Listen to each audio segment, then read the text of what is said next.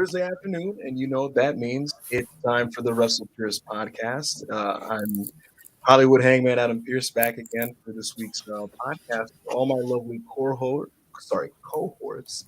Um, Monty, as always, is here running the ship, and we have the returning Manny. Manny, it's been a while, and we got Manny in the building as well as Anna. I'm really happy to have both guys back. And we're going to talk about a very, very just eventful week and day in pro wrestling. It's been very chaotic. My phone has been blowing up all day. My head is honestly spinning. I've done a little bit of coping, and I'm quite busy. So, yeah, man, it's just been really chaotic all week. So much is going on in Japan from a wrestling standpoint. So much is going on here. From a news and drama standpoint, and we're going to break down all of it. But I think what we should start with is we're going to go right to it because there's so much to get into. You know what I mean? I want to get into the CM Punk stuff. But first things first, like Monty would do. I think I'd be remiss if I didn't greet everybody. So, Anna, how you doing today? I'm good. I'm happy to be back. I mean, AO and Chris did a great job last week, but last night, they did a great job last week. Someone had to keep you both in check with the anti-elite lore stuff and the Latino hating stuff. Oh, boy. Yeah. And yesterday on Dynamite, the main event was the Elite against 3 Latinos, so I had to be back. I couldn't let you. That's I crazy. couldn't let you guys lie. So yeah. Someone, Manny, I think you have an echo. Yeah, so it's good to have you back, Anna. It is crazy irony that was the main event. I'm actually Team Elite Lore now, and I'll get into that when we get into the Dynamite review. So I've seen the light. I've seen the light. Yeah. I've seen the light. Manny, man, talk to me, man. How you doing?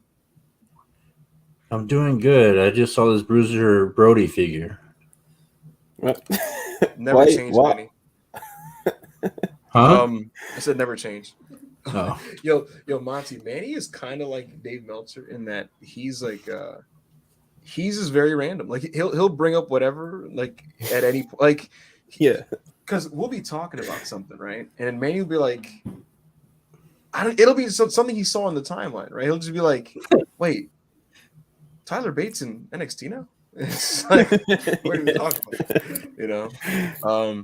It's been a crazy night, man. Everybody dunking on me because LFI lost, and then waking up with more dunks, and then the punk news, and then here I am at this Bruiser Brody figure. Yeah. I'm my phone is kind of blowing up right now. I'm be so over in the chat every single time. Who Anna's a superstar. I think I'm she's a freaking star, bro. I don't know if I should be okay with all this.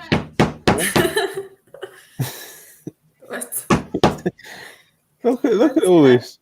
Anna carrying the flag for Anna supremacy. Oh my God! Yeah, look at that, man. I love you guys. Listen, she pays the bills, man. It's like CM Punk said yesterday, man. You can be the heart and soul, but I'm the dollars and cents, man. You know. So absolutely, just that bitch, you know. Exactly. I'm telling you, man. You know the YouTube bills are coming in. I was like, yo, Andy, you trying to slide the podcast today? What's going on? Yeah, but I'm happy to have everybody. Monty, it's good to see you. I'm surprised they even made it today because it's been very chaotic. You say this every week, and nobody knows what you do. We know it's your day off work. Yeah, it's part of nobody knows what you're doing. It's part of my je ne sais quoi to leave that afternoon period very vague. You know, I was asked that when I hopped in Discord the other night. They're like, "What do you do in those like few hours before the podcast?" And I'm like, many things. But you know, love of the game, so I made sure to be back in time. And the first story that I want to touch on is CM Punk. My man, Mr. Phil Brooks, is in the headlines today. Fightful, Wrestling Observer Radio, Voices of Wrestling, because of some alleged backstage situations. My brother off cam just gave me the thumbs down.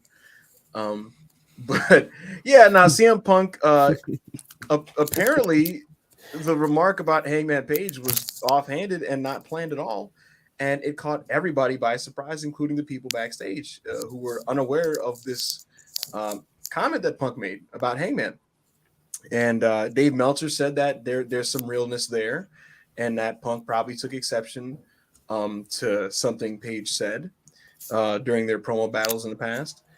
This was expounded upon by various news outlets, and Sean Ross Sapp also corroborated the story and then went on to say that apparently CM Punk threatened to potentially not show up to work yesterday. Well, he didn't say that. He said backtracked that. it. Got you. Yeah. He alleged yeah. Go ahead, Manny. Well, I was gonna say he alleged that, then backtracked it. Said that he never reported it, even though all the other people I listened to. Well, I'll be fair because let's just. So the story was I'm gonna let you. Somebody close. I was gonna say I'm gonna let you set the stage, and then Hanger Select is gonna come in with the Daddy Hanger information. But I'm gonna let you. I'm gonna let you give out the beta information. Not this first. shit. not this law. Okay.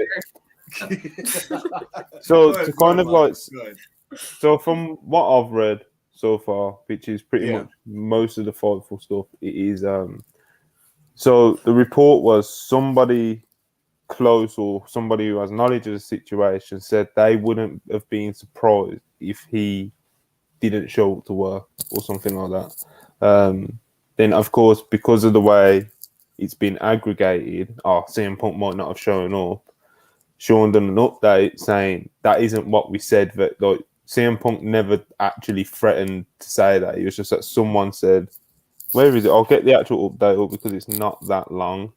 So in the update, it says, any aggregation stating that Punk threatened to quit do not reflect our report. Any saying that Punk threatened to not show up because of the months-old issues do not reflect our report. We don't have that information or know definitely what led to that. As far as who didn't know the Hangman aspect of the promo was coming, no staff were aware it was happening. We're also told Hangman was supposedly unaware as well, edited to include clarity on the promos that were said to have caused the issues. So what it is where is it? Somebody. No, I have the original. Like when he first posted it this morning, I have that one. So question. Sean was the one who put out that extended statement, basically saying that we did not allege that he was gonna not show up to work.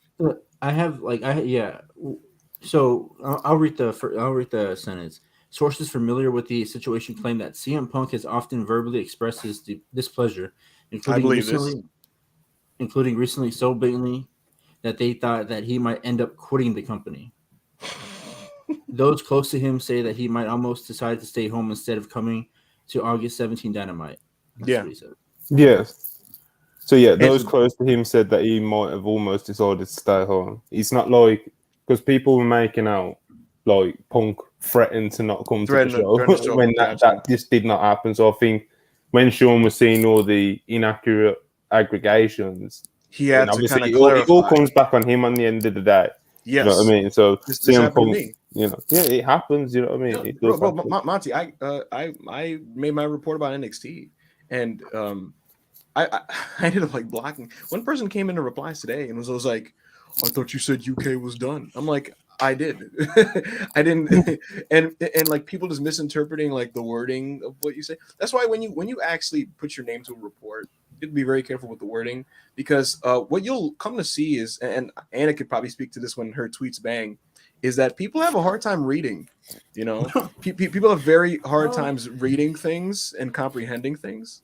So people don't understand what things are jokes and what things are not. That's something I'm learning this past month. People don't understand what you're meaning, and it's been a weird time because I'm just tweeting jokes and they're just banging out of nowhere and I don't know what to do. I'm not used to it. It's so weird. Like today I tweeted about the CM Punk Hangman situation. I just made a tweet like, having a beef with Hangman is the weirdest thing ever, because he's just vibing with his boys. He's just vibing with his boys, tweeting the weird stuff. Like he's just there, So having a feud with him is kind of weird.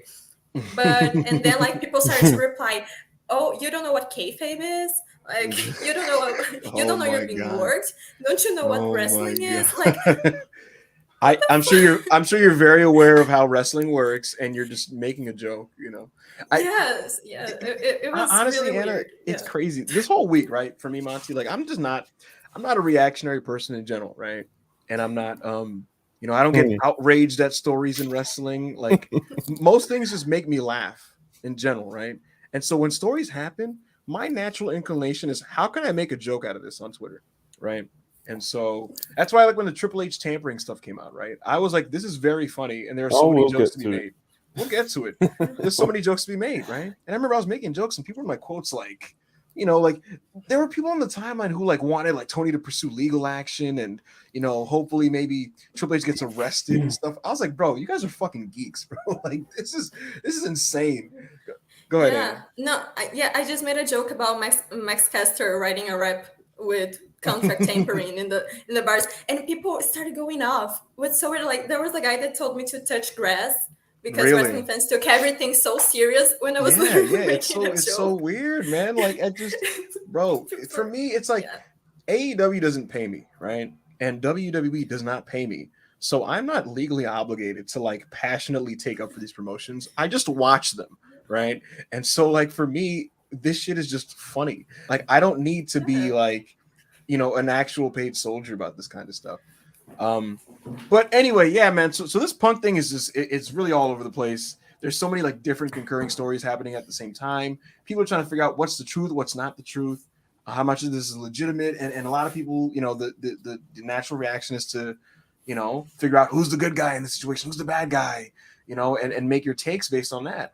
And then there's the people who like immediately to everything. It's like, oh, it's all work. It's a work. It's a work. And you know, and the way I see it, right? All I can say is this, guys. AEW only let out what they want to be let out, so to speak. So when Fightful, for example, reports something, it's because they allowed them to know this information. Because information that they don't want them to know, they will not know. For example, can any of you guys tell me right now where MJF is? No. Can you guys tell me right now when MJF is going to come back to AEW? No. You know why? Next week. You know why? Because Tony Khan does not want them to know. I can tell you personally, I've been straight up told that they're aware of this. They know how the media game works, right? And so I'm not going to go, it's all a work. It's all a work. But what I will say is, in this weird age of wrestling information and media and journalism, that, you know, don't just be so reactionary to every single report. And maybe there's certain things that, you know, they don't mind that you know, so to speak. You know what I mean? Yeah. And so yeah, I'm gonna say this regarding the situation. To me, Monty, I made this tweet. It almost feels like this is the new 1997, where there's works and shoots happening concurrently all over the place. We don't know where the line stops and starts. Lines are blurred across the board. People are working themselves into shoots. The boys are being worked, which to me that sounds extremely chaotic, but also really fun at the same time. And what I would caution wrestling fans is, it's okay to be worked. You know, it's okay to not fully know for sure and just be worked. You know, there's nothing wrong with that. You know, you don't have to know everything. You know, take things just how you see it, and you know, enjoy the ride. Because look, quite frankly, CM Punk's not going to walk out of AEW on a given Dynamite week. You know, that's just not going to happen. He's going to be here next week. Who knows how him and Moxley feel about each other in real life, or him and Hangman? Who knows? Who knows how much of the Hangman thing is them trying to build to a future match, or them genuinely not liking each other? What I do know is that it's going to be spun in some way to something that can draw money, which is through a wrestling program that can be sold. You know, you can sell tickets and pay-per-view and ratings. So, you know, if you're someone who's not a fan of work shoots, then I could see this kind of being annoying and maybe exhausting. But the bottom line is this. Always question your source, always pay attention to how things are worded, always just try to, you know, consider what the situation is before you know, maybe jump to conclusions about what you read. And that's not me saying that people like Sean Ross Sapp and Dave Meltzer are full of shit. It's just that I think we're in a new reality right now where it's almost like they're trying to crack the code and keep a tight vest. You know what I mean? The company. And so if you do know something, it's maybe by design. Wow. There you have it. So I want to talk about Punk apparently saying to people and potentially Hangman himself that he will not lose to him. That was so Shawn Michaels 1997, man. That was like, I don't know about this, brother. I would never put you over. That's crazy. Go ahead, Monty. Go ahead. That's crazy. Wrestling's getting messy again, and I love it. Yeah, it's getting really, it's getting messy. It's getting like, dude, think about this, right? We have wrestlers beefing with each other backstage. We have wrestling fans like beefing. Like the AEW fan base is like fighting amongst themselves based on who you like in the company. Like Punk fans are fighting with like Moxley fans, and they're fighting with Kenny Omega fans, and it's like a civil war. And people are reacting passionately based on what's being said in promo segments on a wrestling television show, as if we don't know that this is a word. Like it's insane, and it's because of how AEW has set the groundwork for promos to be reality based. And so now people are just believing what people are saying, you know, on TV, which is, to me, that's pretty cool. But it is messy right now, man. Like so much is going on. You know, we don't know where the line stops, like you said. Triple H is hitting up his NXT guys in AEW. Some of them are telling Tony Khan, and some are keeping it quiet. You know, I was personally told about Paul Heyman making overtures to a certain AEW talent. And I just think that's really funny. My. It's absolute fucking madness. Like, what is going on in this business right now? It's chaotic, and unlike like 1997, for example, where to get all this information you had to buy a newsletter, we're getting it all on Twitter, and so like I'm taking in all this discourse, and it's like overloading my brain. You know what I'm saying? For better and for worse. So it's a really, really chaotic time. I hope Punk didn't tell Eggman that I won't put you over. I wasn't there. I don't know if he did say it. I'm gonna give my boy the benefit of the doubt, right? You know, throw all the shaboing boings in the chat if you want, whatever. If Punk said this to Hangman, I'm gonna assume he had some type of internal justification for why he said this. Oh,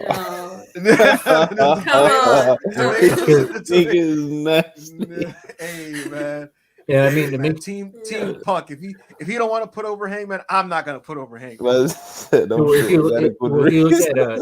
you look at Punk's promo, he kind of alluded to something where Hangman has to apologize for something. Yeah, he said, "I want the apology to be as loud as the disrespect."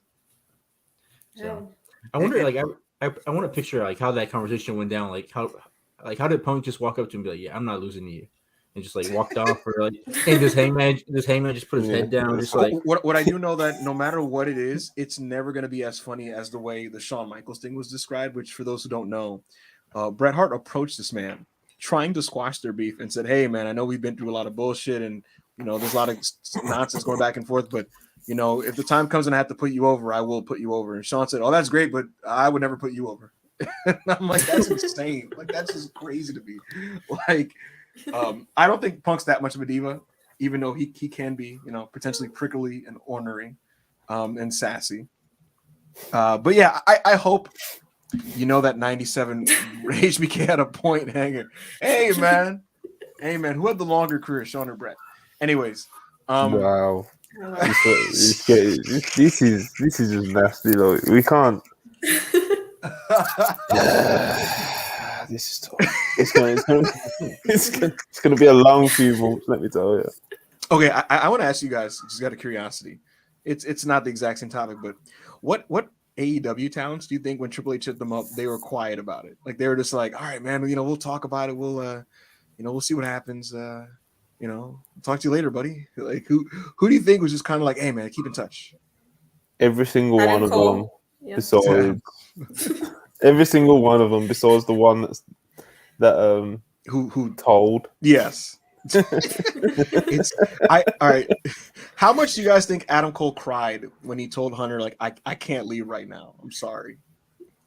That man, know he he had cried. tears in his eyes. Yeah. Triple like, H was calling him. He saw the phone call and he was already crying before even answering, you know. And this man Hunter turned on FaceTime. Him and Sean were on the other were on the screen. Adam fell to his knees and he's like, "Listen, man, it's time. Me, you, Sean, main roster, world championship." And he's just like, I can't." You know, so it's like, it's like those like romance stories where like the love of someone's life, like they never got together fully, right? And then the person basically gets married with their consolation prize, right? But then their old lover reemerges after they already have a ring in their finger, you know. And Hunter's at the wedding, right? Hunter's at the wedding that Adam Cole is having, right? And he's whispering like, "Are you happy?" And Adam Cole's like, "Yeah, I'm happy." He's like, "You sure?" He's like, "Yeah." He's like, "All right, well, just if anything, just let me, call me." And now he's conflicted. Yeah. And so those allegations on Andrade. I think like. Go ahead. What about Andrade? No, M said that says Andrade would want to come back. I said no, he's not going back. I think Andrade was on the phone and he said, "How much money are we talking?" Yeah, cool. No, I think the only thing I'm sure of is that Charlotte and Andrade want to work together. They definitely want to work together. Yes. Like Charlotte, she's always posting like herself doing the tranquilo pose and pictures with him after. Yeah. So I don't know. I don't know if Andrade is going back or if Charlotte is maybe someday leaving, but they definitely want to work together. Yeah. But kind of like not round off, but give a clearer picture of what the WWE tampering thing is. The thing is with tampering, it's funny to even call it that because it's just as simple as two people just talking and having a conversation. You know, people reaching out to old friends, etc., etc., etc. This shit happens in wrestling. That isn't me just being like, "Oh, I'm someone in the know," blah blah blah. It's nothing like that at all. This is just what happens in wrestling. I guess the reason why this is a story is because obviously someone's gone back to Tony or the higher ups in AEW, and then furthermore that's then got out to Sean, which is more the story. But this shit goes on, man. And if you're one of those people thinking that Triple H might have reached out to X, Y, and Z wrestler, like, trust me, he probably has. Maybe not him directly, but someone from WWE. So if you think of all these black and gold favorites and all the people you think he may have good relationships with, they've probably all been contacted in some way by someone. Big Daddy Hanger Select right here. Oh, here we go.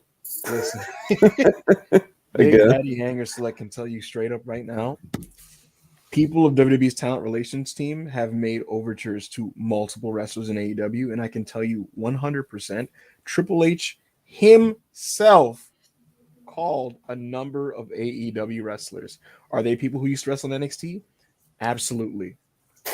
Absolutely. I can tell you that. Which is just funny. It's just not that. Yes. That was a scoop from Big Daddy Hanger. So like oh my god. Yeah, what Where's else? the tomatoes? The tomatoes. Oh boy. This is why I'm happy that we're still kind of like still the new kids on the block on this Twitter thing. Because imagine what you just said was like quoted up by Wrestle Talk or something. Yeah. Well, it does. According to Big Daddy Hanger Select. Of course, bro, listen to me, man. I was talking about this on my Twitter space, back of Hangman's side, if you guys don't know. But dude, it's at a point now where, like, here's the thing with me. I am plugged into a degree and I do get fed information. But I'm not a reporter and I don't get paid to report. And so, like, my primary purpose on Twitter is to either drop paragraphs or make jokes. And so when I'm feeling kind of brain dead, I just joke around about things, and it's really funny because I accidentally will leak what I know in my joking sometimes, and so like I'll just kind of be like, ha ha ha, like Ricky Stark's Shaboing Boy Factory, and if people are like, wait, what? And I'm like, never mind. And it's funny because what happens, Monty, is like I'll never forget when I was making jokes about Ricky Starks, and David Bixen's fan was just kind of like, what's all this discourse about? What's going on? And people were like tagging him, like it was like, it's fucking Hangman. When you get that Bix mention, it's Hangman and his space. They started this rumor And even funnier, I've been approached by Wrestle Talk, and they're like, "Hey, can we quote this, please?" And I was like, "No, that's categorically false." And I was joking. And like, "Oh, okay." And then another time, they're like, "Wait, can you quote you on this?" I had a New Japan scoop of all things. Oh, And they're like, shit. "You remember that, Manny?" And they're like, "Can we quote you on that?" I was like, "Yeah, go ahead. I don't care." I think we were in the space when it happened, or we were on Discord when it happened. I think probably. Yeah, I've been approached by various wrestling YouTube people about my things, and I let them use about 75% of it. But like 25% of it, I'm like, bro, this was a total joke. Like this was a complete. There was no group chat where these guys are saying these things. I'm memeing, you know. But yeah, that is the benefit, Monty, and it's the main reason why I try to keep some of my scoops to like the group chat because yeah, I'm afraid of the smoke. Can't lie. Yeah, it's messy out there. And It's if you're messy. wrong, which as we know, Yes. plans change, man. Yes. Yeah, they do. So it's like you alluded to earlier. It's like even if this Hangman and CM Punk thing is real, like it'll probably get twisted and turned into a work somehow. Same thing with this MJF stuff, you know. Eventually, Which it's to do. You know, it's just it becomes both. So yeah. You know, it's easy to be living. wrong a lot when you're doing this reporting, and you know it's a credit to people like Sean and even though he's divisive, Dave, who you know they do it properly. Here's the thing about it, also, Monty. When people don't like you, they're like looking for you to be wrong, even when you're not wrong. And so, like, you're gonna deal with a bunch of quotes are just like, "But you said A," and I'm like, "Yeah, I did say A. It's still A, fucking idiot," you know. So. That's just what happens. Freaking! Did you see Rovert yesterday? He was claiming that like my NXT report was just something I got from Brian Alvarez when I was telling all of you guys privately about this information for like a month. Like, am I going crazy? Or did I not tell you this, Monty, about a month ago that the Peacock? We've already told you. You just ignore this guy, bro. Like, yeah, but I can't lie. See, when I used to see Dave Meltzer go back and forth with fans, right? I used to be like, man, why does he engage with these like random people? I don't understand, right? But now I realize that I can't lie. When your integrity gets called into question, it's very annoying. It's very annoying. Thing is with Dave. Okay, so to just be like honest about it, I guess. Yeah, I think when it comes to clapping back at fans on Twitter, I think there's a big difference between like what Dave does and what Sean does. Sean will get into like feuds almost with these long-term psychos who have just been, you know what I mean, who he should have blocked ages ago. You know what I mean? Yeah. And it'll go on and on and on and on, and you know, sometimes it's kind of like, oh man, I wish he didn't reply, but it's his Twitter and he can do whatever the fuck he wants because it's clearly working for him because he's got like nearly 200k followers or whatever the fuck. So all power to him. He's great at what he does, reporting wise. Whereas Dave on Twitter, when he's clapping back at fans, Dave will have a take that he already wants to get off, you know, and he'll look for a reply where he can get that take off. even if it's a tweet from like 3 years ago. Yeah, well, he's been known to do that. So. It's really funny. He'll just search. He must just search his at in a certain take and be like, "How can I prove really this person wrong today?" I want to start a beef with Dave Meltzer because of the Shibata report, where when he said that the doctors took the brain out of his head. Yo, yeah, he has brain removed. That was in the newsletter. I remember. No, I told that to my friends because I saw Dave Meltzer reporting it, and they still make fun of me to this day. They're probably like, because I believed it. They're probably like, sweetie, that doesn't make any sense. Like that doesn't that's not how that works. Yeah, exactly. That was insane. Did you see his tweet today about the UK people? No. I thought it was funny. He said they're getting the axe. Yeah, he's hilarious. Speaking of the UK though, so that's the next Daddy Hanger select scoop. And that's that NXT UK as we know it is effectively done because what they're going to do is they migrated over the key talents that that they essentially have futures with them over to the United States. And yes, it's by no coincidence it's the highest paid people for the most part and the champions. They were migrated over to the United States, and they're going to be doing Worlds Collide 4 in September for the Peacock special. And the way it was explained to me and the way I explained it on Twitter is this. Triple H is rebranding NXT. In July, he returned to the Performance Center. He made the comment in the Performance Center about almost putting the dinosaurs to rest. We had no clue what the fuck that meant in July. We now know he was talking about Vince McMahon, who got outed. So clearly he knew something, which adds to my tinfoil hat theory that he did it. Anyway, back to actual reporting. So, yeah, NXT is going to be remade again in Hunter's image. It's going to be a mix. The UK remnants are going to be mixed with the 2.0 remnants, and that's going to be what's essentially NXT 3.0. What's it going to be called? No clue. Who is going to be involved specifically? Not sure. In September, there's going to be a draft after the Worlds Collide show. Key talents will be picked up and brought to the main roster. I can tell you already, Santos Escobar, who, what's up? Can you say what you was told about Braun and Bate? Okay, here's what I could say. Whoever isn't getting called up will be relied upon to be the face of the new rebranded NXT. This NXT, who knows what it's exactly going to be, but I would imagine it's going to be closer to the black and gold than what 2.0 is, absolutely, because 2.0 is not Triple H's vision, nor is it what he believes NXT should be. What I can tell you is this. There is internal debate. Tyler Bate and Braun Breaker are going to wrestle at Worlds Collide. One of them is going to get called up. The other one will be the face of this new NXT. Who is going to be which? That is something that's been actively debated internally by WWE. There are people that want Braun on SmackDown and Tyler Bate to lead NXT. And there are people who want vice versa for Tyler Bate, who is seen as more ready to be wrestling on the main roster, and Braun to grow and lead the new NXT. So which one wins out? I'm not sure. I'm not even sure who I think should be the one to get called up, frankly. But that's what I was told. And we now know today, because of today's report, that NXT itself is basically the corporate wording is on hiatus, even though it's effectively done. And they announced NXT Europe, which will venture out farther into the country. And so Triple H's plan for world domination is back on. The remnants of NXT UK are being let go. What I can tell you about that is that essentially the lower paid people of NXT UK, which is the majority of their roster, they were given the option to get their releases granted, and most of them opted to get their releases granted because they have bills to pay, and indie dates will do that because they're going to be left in limbo right now. It's kind of similar to the Ring of Honor situation.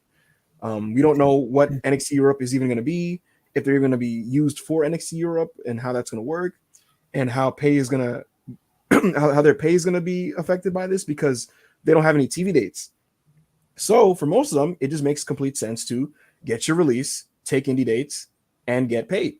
So that's what most of them opted to do. It's also partially the reason why they're so I guess the word is gracious in their departures. Have you noticed these tweets? Have you noticed like a lot of them are very gracious and thanking and that kind of? It's because they're aware of the situation, and it's one of those things where it's like, all right, well then cut me and let me just work in the independents. And there's a decent chance that a number of them will be called back for NXT Europe, depending on what the fuck it even is. But that's the report with NXT. I'm curious what you guys think about that situation and the whole Braun Tyler Bate thing. But that's the reality, and that's what's going to happen in the near future. NXT's it's a funny one because I can't remember which report it was. It could have been Sean, It could have been Dave, it may have even been Wade Geller, but it was like, with Triple H in control of creative, Stephanie as CEO, they're going to look at every single aspect of WWE with a fresh set of eyes.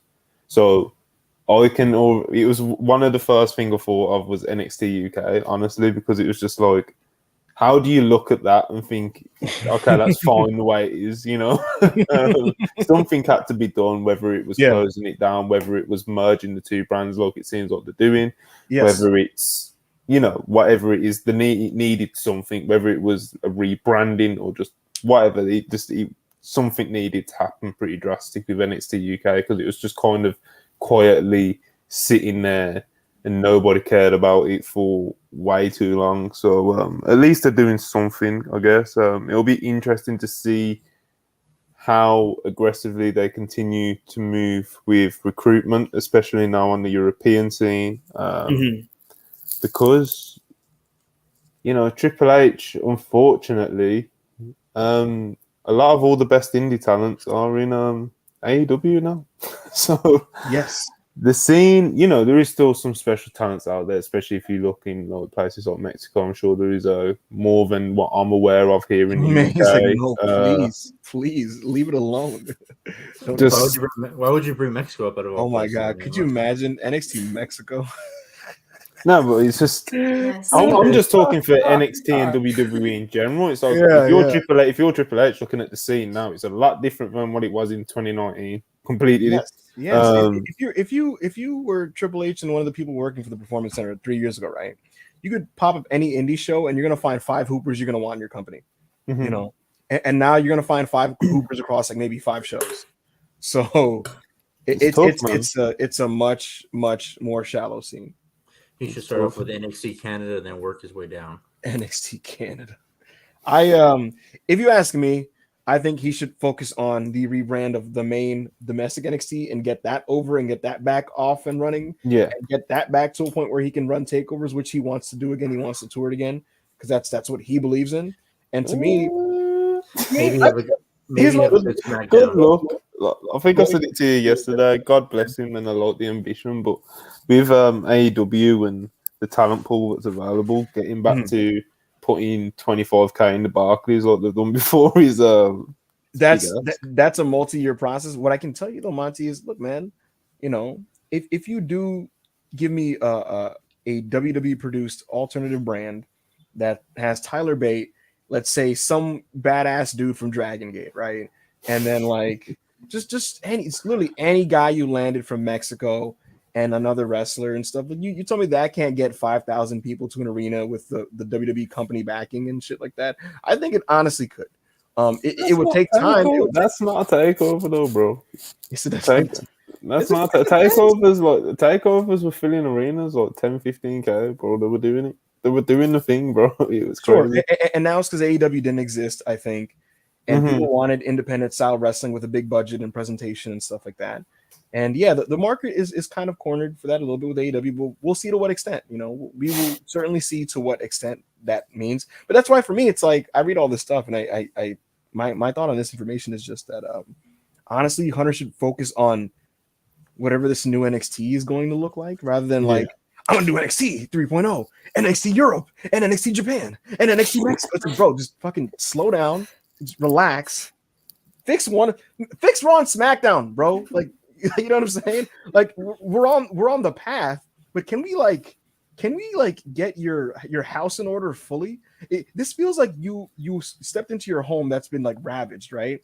And you cleaned up like the living room a little bit, and then you're like, okay, now I'm gonna buy all this stuff to put on my lawn and buy new furniture. Clean your house. It's like I said, about that report that I'm sure I've seen. I could have just imagined it, but like just them looking at everything with a fresh set of eyes. So it's like they've gone into every room and picked up a little piece and then just walked out of it and gone into the next room. And, so it's a process, but it'll be interesting to see how it plays out. Especially, it's always interesting for me when a head booker, head of creative, whatever you want to call it, is aggressive in the talent acquisition market, whether that was Tony Khan in the 2020, 2021, 2019, whether that was WWE and WCW in the late 90s, whether that was NXT. It always makes for more interesting shows because it brings back that aura of like, you don't know what's going to happen. Anything could happen. Yeah. Real quick before we move off this topic, I have 2 questions. Number one, I'm just curious for everybody. I'm sure we're all in agreement that like the better wrestler at this point is Tyler Bate between him and Braun Breaker. But my question is, when it comes to this whole internal debate of who should be where, Monty, who do you think should get the call up and who should get the undisputed title, basically, and be still in NXT? This will probably surprise people because I'm such a huge Tyler Bate guy, but Braun Breaker, because I think he needs to get out of NXT more urgently. I think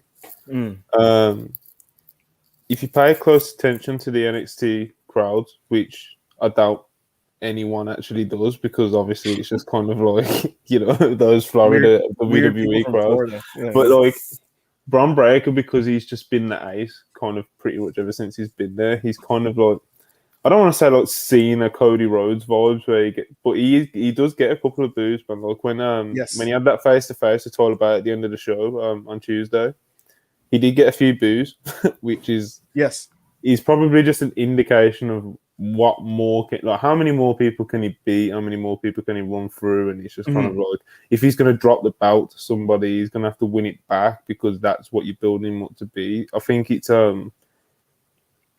I think you can definitely do something with him on the main roster. Whereas Tyler Bate, you can still bring him up to NXT in the US and give him something fresh in the meanwhile, and just bring him up next year, because he's ready, and he's probably more ready. But with Braun, I just think it's a time to just get him out of NXT, get him out of that Florida warehouse, and get shit cracking with him.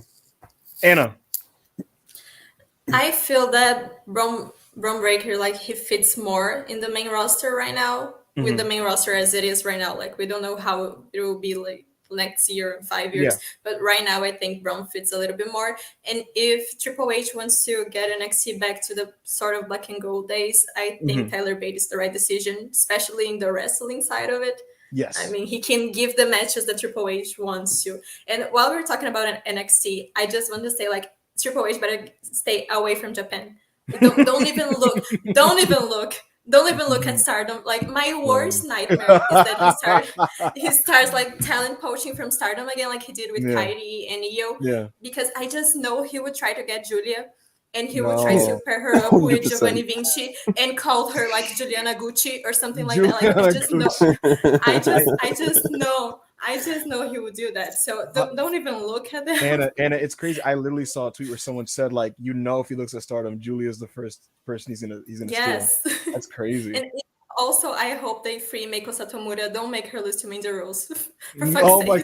I saw your tweet about that. Like, listen, I felt sick just thinking about it. That is great. Like, just the idea of Meiko Satomura, and mind you, I'm not even super familiar with her, but I know that she's really respected and like a really great wrestler. The idea of her, like, losing to like the hip swiveling Toxic Attraction girl is just kind of crazy. Yes. That would be so nasty. Just a criminal. Just yeah. Oh my God. I just hope they free Meiko, because I don't think Meiko wants to go to the United States. So I don't know what they will do to her. Yeah, I don't know what they'll do, but I want to see her back in Japan, because there's so much more talent in Japan now than when she left. So I would love to see her going back to Stardom and maybe doing like her tour in all the Joshi companies. Yeah, I keep hearing about how like the Joshi scene is just like multiplying when it comes to the amount of just really high level talent in recent years, and how like the quality of shows just from Stardom alone have increased. When it came, like, someone was telling me about how like Stardom, the main events used to be really good, but some of the undercards were kind of shaky a couple years ago, and now it's like there's much more depth when it comes to talent. It's actually like insane, because the 5-star Grand Prix, usually you have the duds in the tournament. It's normal, you have those people who are not as good and whatever. But even the girls that are not the best in ring, they're still having banging matches. It's really been insane. Their Karakin Hall show was unbelievable from top to bottom. There wasn't like a single bad match. So Stardom is really popping right now, and I hope Triple H doesn't hear about it. Like, he doesn't know. just don't renew his Stardom World subscription, right? Please. Speaking of, you're stressed about it, All right, speaking of Stardom, I'll give the floor to you, Anna. Don't lose your mind too quickly. But you are our resident Joshi person here. So give me a Stardom report. Remember to talk to me like a 5-year-old, because I'm lost with this stuff. But what should I be looking out for now this week? What's been going on? What matches should people be checking out from Stardom and just the Joshi scene in general right now? Yeah, again, like right now, the 5-star Grand Prix is going on, which is sort of Stardom's G1 Climax. It's a points-based tournament, so all of that is going on. I would say check out the Karakin Hall show they did for the 5-star Grand Prix. I think it's like 10 matches, maybe a little bit more, but every single match is so great, and they have a time limit of 15 minutes, so there's no like that sounds good. Super long match. It's really easy to watch. Yeah, and they did like the main events of the show, Mirai versus Suzuki and Momo Watanabe versus Starlight Kid, were some of the best matches of the year for me personally. And it happened on the same show, which was insane. And this weekend on Sunday, we're having the Stardom versus Stardom pay-per-view, which it's gonna be main evented by Shuri versus Nanai Takahashi, which I'm is gonna a stop you Joshi right there. legend. I'm gonna stop you right there. You said Stardom versus Stardom? Yeah, that's the name. Oh, I was like, is there a second Stardom promotion that's fighting Star? Like, I'm so okay. So No, it's just the name. It's just the name. But the biggest match for me personally is the match I'm most looking forward to. It's Sayaka Mitani, which is currently the wrestler of the year, versus Kairi. So it's gonna be how's Kairi looked in her return run? Phenomenal, just phenomenal. Like she's so great, and now she's having the opportunity to wrestle against people who are as great as her. So all the matches are phenomenal, and I think this one with Saya is definitely a match of the year candidate, just on paper. And they faced off before in a tag match, and it was great. They have so much chemistry in the ring. So this one is a match that people should definitely look at. I think it's gonna be amazing. And besides Stardom, there was the finals of the Princess Cup, the semifinals in Tokyo Joshi. Miyu Watanabe, Miyu Watanabe versus Miyu Yamashita semifinal match was just amazing. It was amazing. Again, another match of the year contender. I knew it was great because JoJo was harassing me to check it out in like 3 a.m. Listen, great stuff. Anna, appreciate it. Monty, this is why we give her the big bucks. You know what I mean? Like, look at this amazing, beautiful analysis. I want everyone in the comments to just give Anna her flowers because she smashed it there. And while you guys are doing that, go ahead. Also, I'm still doing like every time I watch a 5-Star Grand Prix show, my plan this year is to watch every single match from the 5-Star Grand Prix. It's 157 matches, I think. There's so many matches. And I want to watch every single one. So I'm sort of like, I'm sort of breaking it down, and I'm doing like this little post of the must-see matches from each day. So if you don't know where to start, if you want to watch matches but you want to watch the entire Grand Prix or the entire shows, just check it out. It's my pinned tweet, so you can just see and find which matches to watch. Would you look at that, man? Comprehensive breakdowns, analysis, recaps. And what more do you want? You know, what more do you want, man? Professionals, bro. That's crazy. We're professionals around here. We're gonna stay in Japan. Manny, did you watch the finals of the G1? Yeah. Did you not see him on Twitter, bro? Tell me about it. Dude, Manny, his nigga was tweeting alarms and shit. What happened right here this morning? No, I'm just saying. Did you see that shit, bro? That shit was off the chain. Will Ospreay took on. Yeah, Will Ospreay took on Kazuchika Okada in the finals of the G1 Climax, 32, I believe, if I'm not mistaken. Yeah. They went over 30 minutes, if I'm not mistaken. And my God, like we've seen these guys hook up before. We've seen them wrestle at Wrestle Kingdom this year and last year, if I'm not mistaken, I think. They faced a few times now. And for me, before I even toss it to Manny, for me, I have New Japan fatigue in the sense that like a lot of their top matchups are matchups we've seen before, right? Which is why I don't rush to watch big New Japan matches the way I used to, purely because it's like I know what that in-ring dynamic looks like, and so for me, it's like less exciting to see how that looks like in the ring. You know what I'm saying? Yeah, that's fair. Like for me, it's very dry in that sense. Yeah, it's one of those things where even if I know it's great, it's like I know what, for example, a Naito Okada match looks like. So I'm not rushing to check out Naito Okada 17. You know what I'm saying? So when I went to Ospreay Okada, I heard so many good things about it, and I'm expecting a great match because they've had great matches.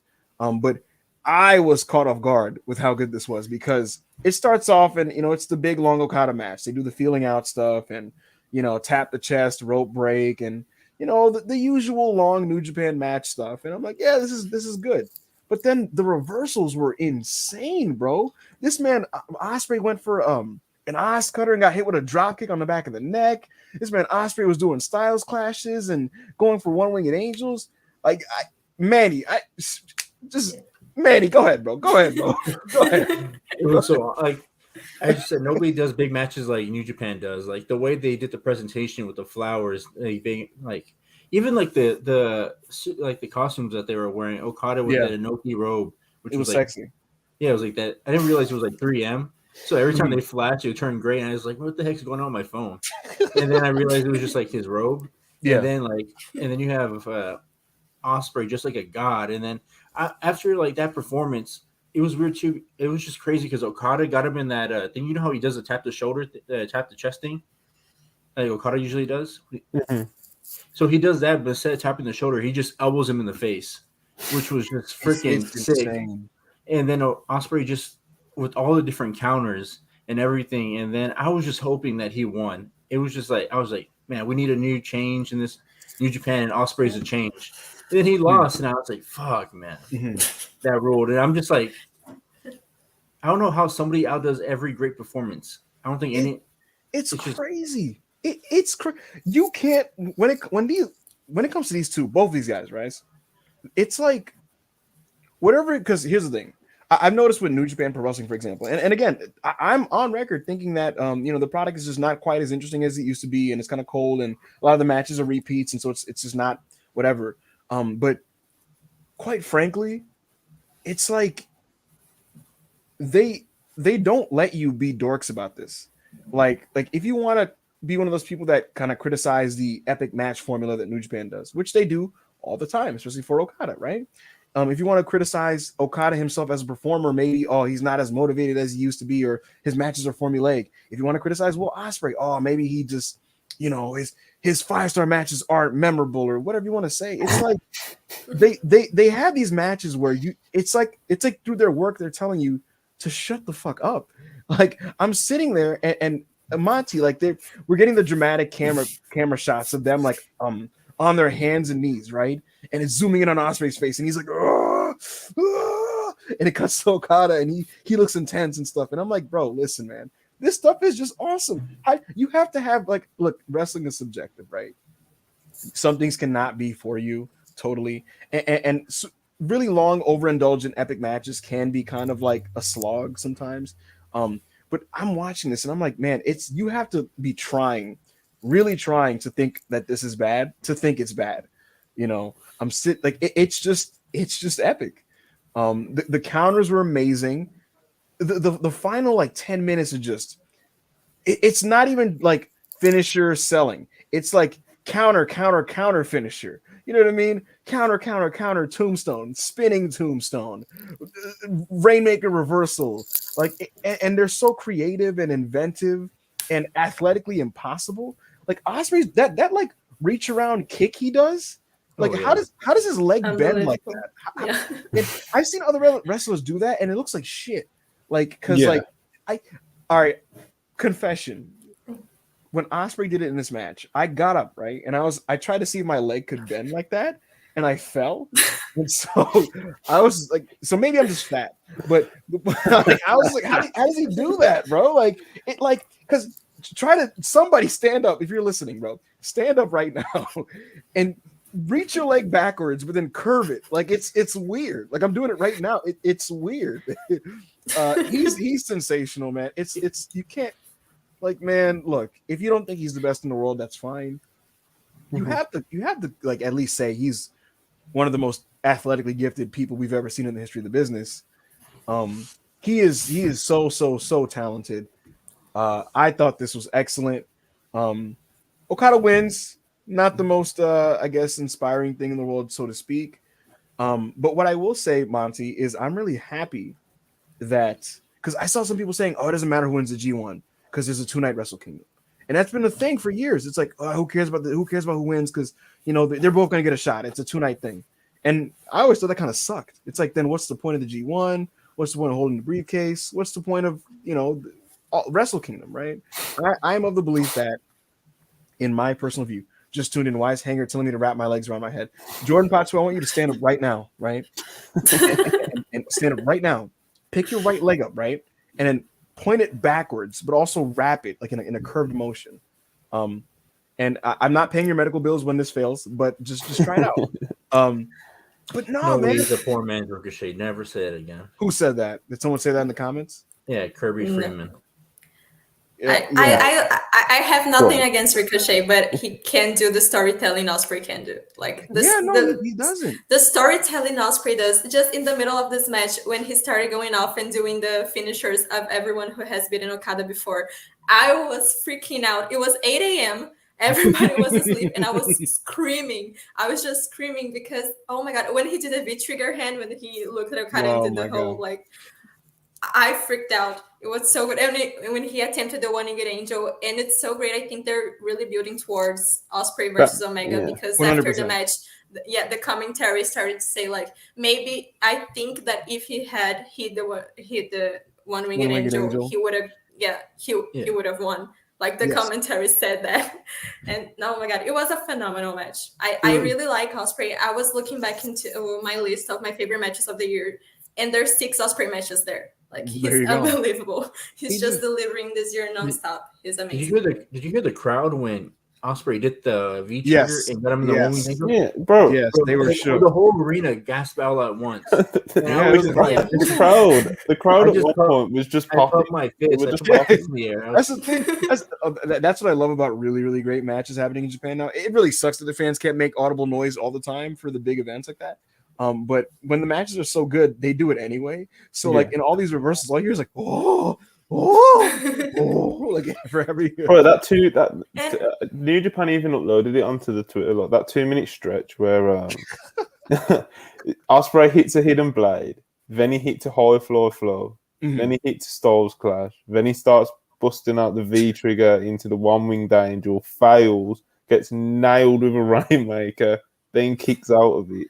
The crowd was just popping. You know what's so sick? I love when like they go for when Okada goes for rainmakers and like an Osprey with 2 arms will just block it. Like he'll like slap the arm off and spin around and like do like an elbow strike. That shit is so nasty.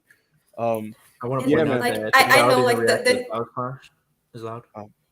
No, I was gonna say like we know the New Japan crowd loves Okada, but after he won, it was just silence. Yeah.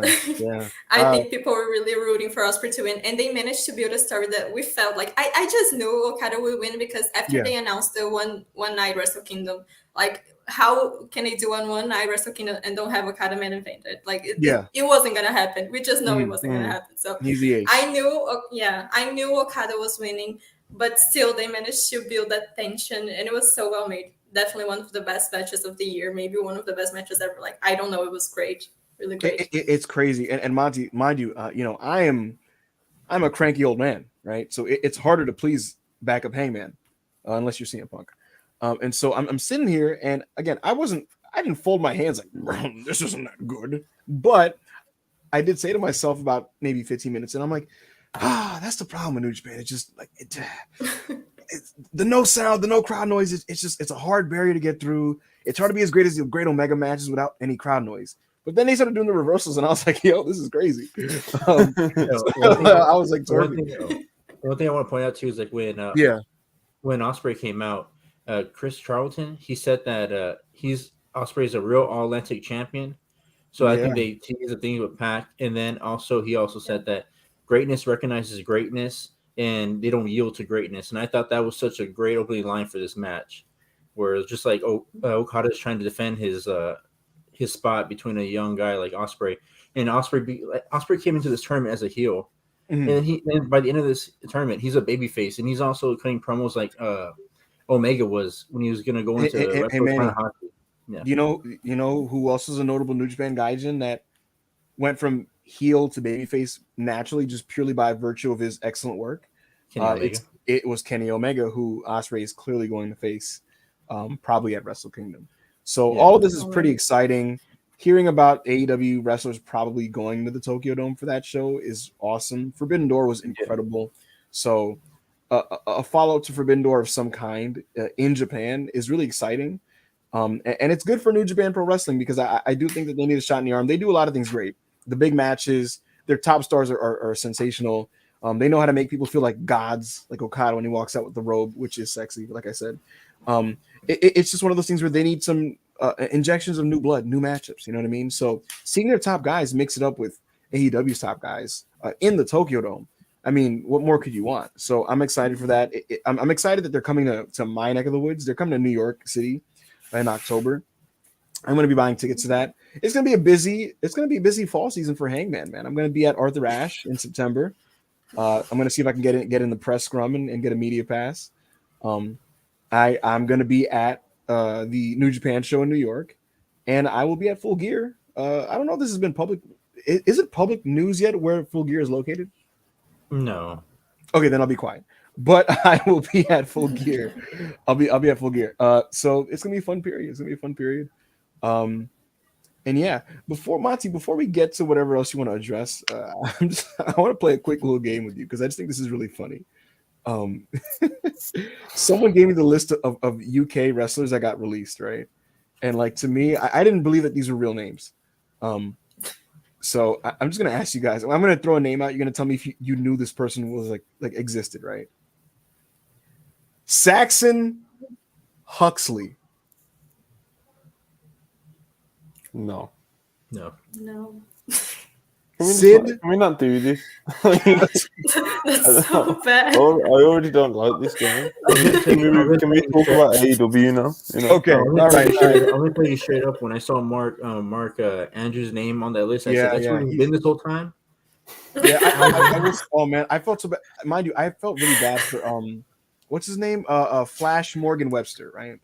And when he announced that he was parting ways, I was like, man, I really like this tag team. And someone said to me like, they haven't been together for a year. And I said, I said, oh, where's he been? And he was like, he's injured. And I was like, oh. And so it tells you like just how out of the loop I was. I'm not trying to make fun of anyone who has to now find employment. It was just kind of striking to me how out of touch I was with UK and like how much I just didn't know their like lower card scene. But anyway, Monty, AEW Dynamite. And before we move on, I want to say something about Ospreay. He's on the next 7 days for him is insane. He's wrestling. He's wrestling Ricky. What's his name? If you guys know, like Ricky Marvin. No, I can't really just forget his name. He's wrestling Ricky, and then on Sunday he's wrestling a UK guy that's really good, and then on Sunday he's wrestling. Next day he's wrestling Mike Bailey. Yeah, I saw that one. And then Wednesday he's wrestling in that 6-man. It's gonna be great. Yeah, it's gonna be tremendous. Listen, man, he's busting his ass. He's having a great year. His match with Pac, probably at All Out, I'm assuming, is going to be tremendous. So yeah, man, things are looking good for Mr. Will Ospreay. As I was saying, Monty, last night was AEW Dynamite. It was sponsored. Ricky Knight Jr. There we go. Yeah. Thank you, Diego. Yeah, last night was AEW Dynamite. They had the whole House of Dragon Game of Thrones spin-off gimmick. I thought the intro was getting out to the real business now. Yeah, exactly. 1 hour in, Yeah, man. It's not going on. I'm even going to tweet about it. What's up? I'm even going to tweet about it. Oh, that we're getting into that. We're now talking about AEW Dynamite. Yes, we are. I think AEW missed a big opportunity on putting flames on the ringside. Listen, man, you know me. I'm a big design and aesthetic guy. If it was up to me, all the special episodes would have crazy, elaborate stages. But beggars can't be choosers. But yeah, last night was the House of Dragon sponsored AEW Dynamite show. The intro intertwined clips of the show with really high resolution movie style shots of the wrestlers. And I thought it was super sick, and I wanted it to go on for another minute. But last night was Dynamite, and it was a very eventful show. So much happened on the show. So much news came out of it. We had the return of Kenny Omega. We had CM Punk speaking for the first time since he went away with his injury. And so we're going to go right to that opening promo because it was crazy. CM Punk walked out, and by my estimation, he came out. He said he was the shit. He then called Blackpool Combat Club mid, and then he snatched Jon Moxley's chain. If you guys see it any differently, feel free to add your perspective. Jon Moxley is somebody that I very much respect as a wrestling talent. I think he's sensational. He's having an amazing year, the best year of his career. But boo, back up Hangman. Is that Chris? Is that our Chris? Well, it seems to make sense. No. Yeah, that looks like Chris. Time out. Monty, give him the fucking StreamYard link. I don't care. Give him the fucking StreamYard link. Because he's not going to join, bro. No, we're not going to be able to hear him. I don't care. Give it him now. Because here's the thing. I will send I was going to be nice. Just give it him. And guess what, join, everybody? but I will Chris send join. He's a coward. I was gonna be nice about it. Because I like Jon Moxley. I have a soft spot for Mr. Moxley. I think he's great. But CM Punk bullied him. All right, he baby shaked this man. He dog walked him. All right, verbally, Mox had nothing to say to this guy, bro. His only line was, "You went to AEW for the money, okay? I go to work for money. We got bills to pay." The fact that Tony Khan was willing to pay him millions of dollars is because he's CM Punk. Like CM Punk said, Moxley can be the heart and soul all he wants. Who keeps the lights on? I don't throw all your tomatoes, man. I don't give a man. Well, Listen, he did say that. He said he did. Go ahead. I did say that. He said that you can be the heart and soul. I'll be the dollars and and cents. cents, because it's true. God damn it! The highest buy rate for any AEW pay per view was All Out 2021. Why? Because CM Punk came back to wrestling. It wasn't because Kenny Omega was facing Christian. It wasn't because Jon Moxley was facing Satoshi Kojima. It was because CM Punk was back. It was because CM Punk was back. What are we talking about? Who keeps the lights on? There's a reason Tony Khan went on a Adderall rant at the press scrum.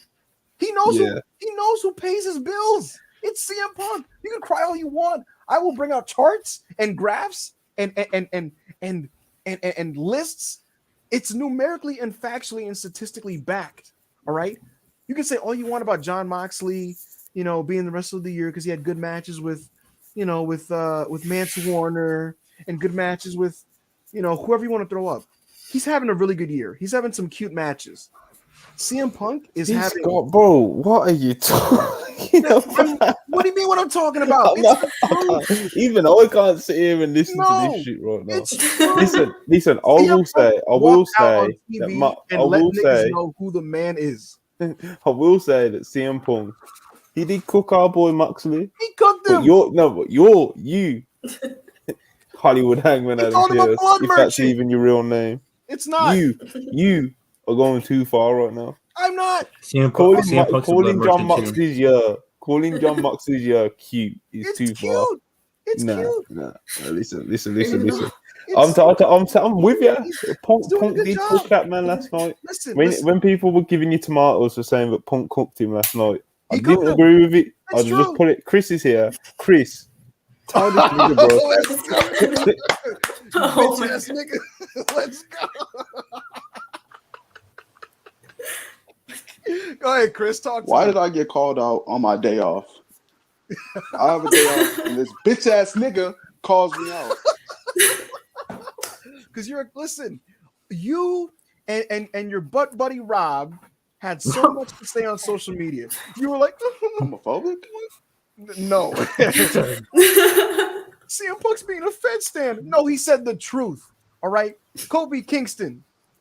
Nah, I can't even say that. I was going to say Kofi's better than Eddie Kingston. I can't say that with a straight face. But the point is this. CM Punk put over Kofi Kingston. He put over Roman Reigns and Seth Rollins. And he put over Eddie Guerrero and Umaga. Listen, Punk, here's the thing about Punk, right? And this is a case in my point, Chris. You guys remember how Punk in the segment, where did Monty go? You guys remember how Punk in the segment kept saying, tell me when I'm telling a lie, stop me when I'm telling a lie? Quite frankly, you could argue everything he said was a flat out lie. But guess what? Because he's CM Punk, it doesn't matter. All right. Is Jon Moxley the worst member of the Shield? No, he's not. But CM Punk said it. So guess what, baby? It's the fucking fact. All right. Yeah, man, he just grilled Jon Moxley, bro. Chris, your boy came out, right? You know what I noticed? His hairline and his hair was a little looser than it normally is. Why? Because he's stressed out. He's stressed out because he got to be the fake man while the real men were gone.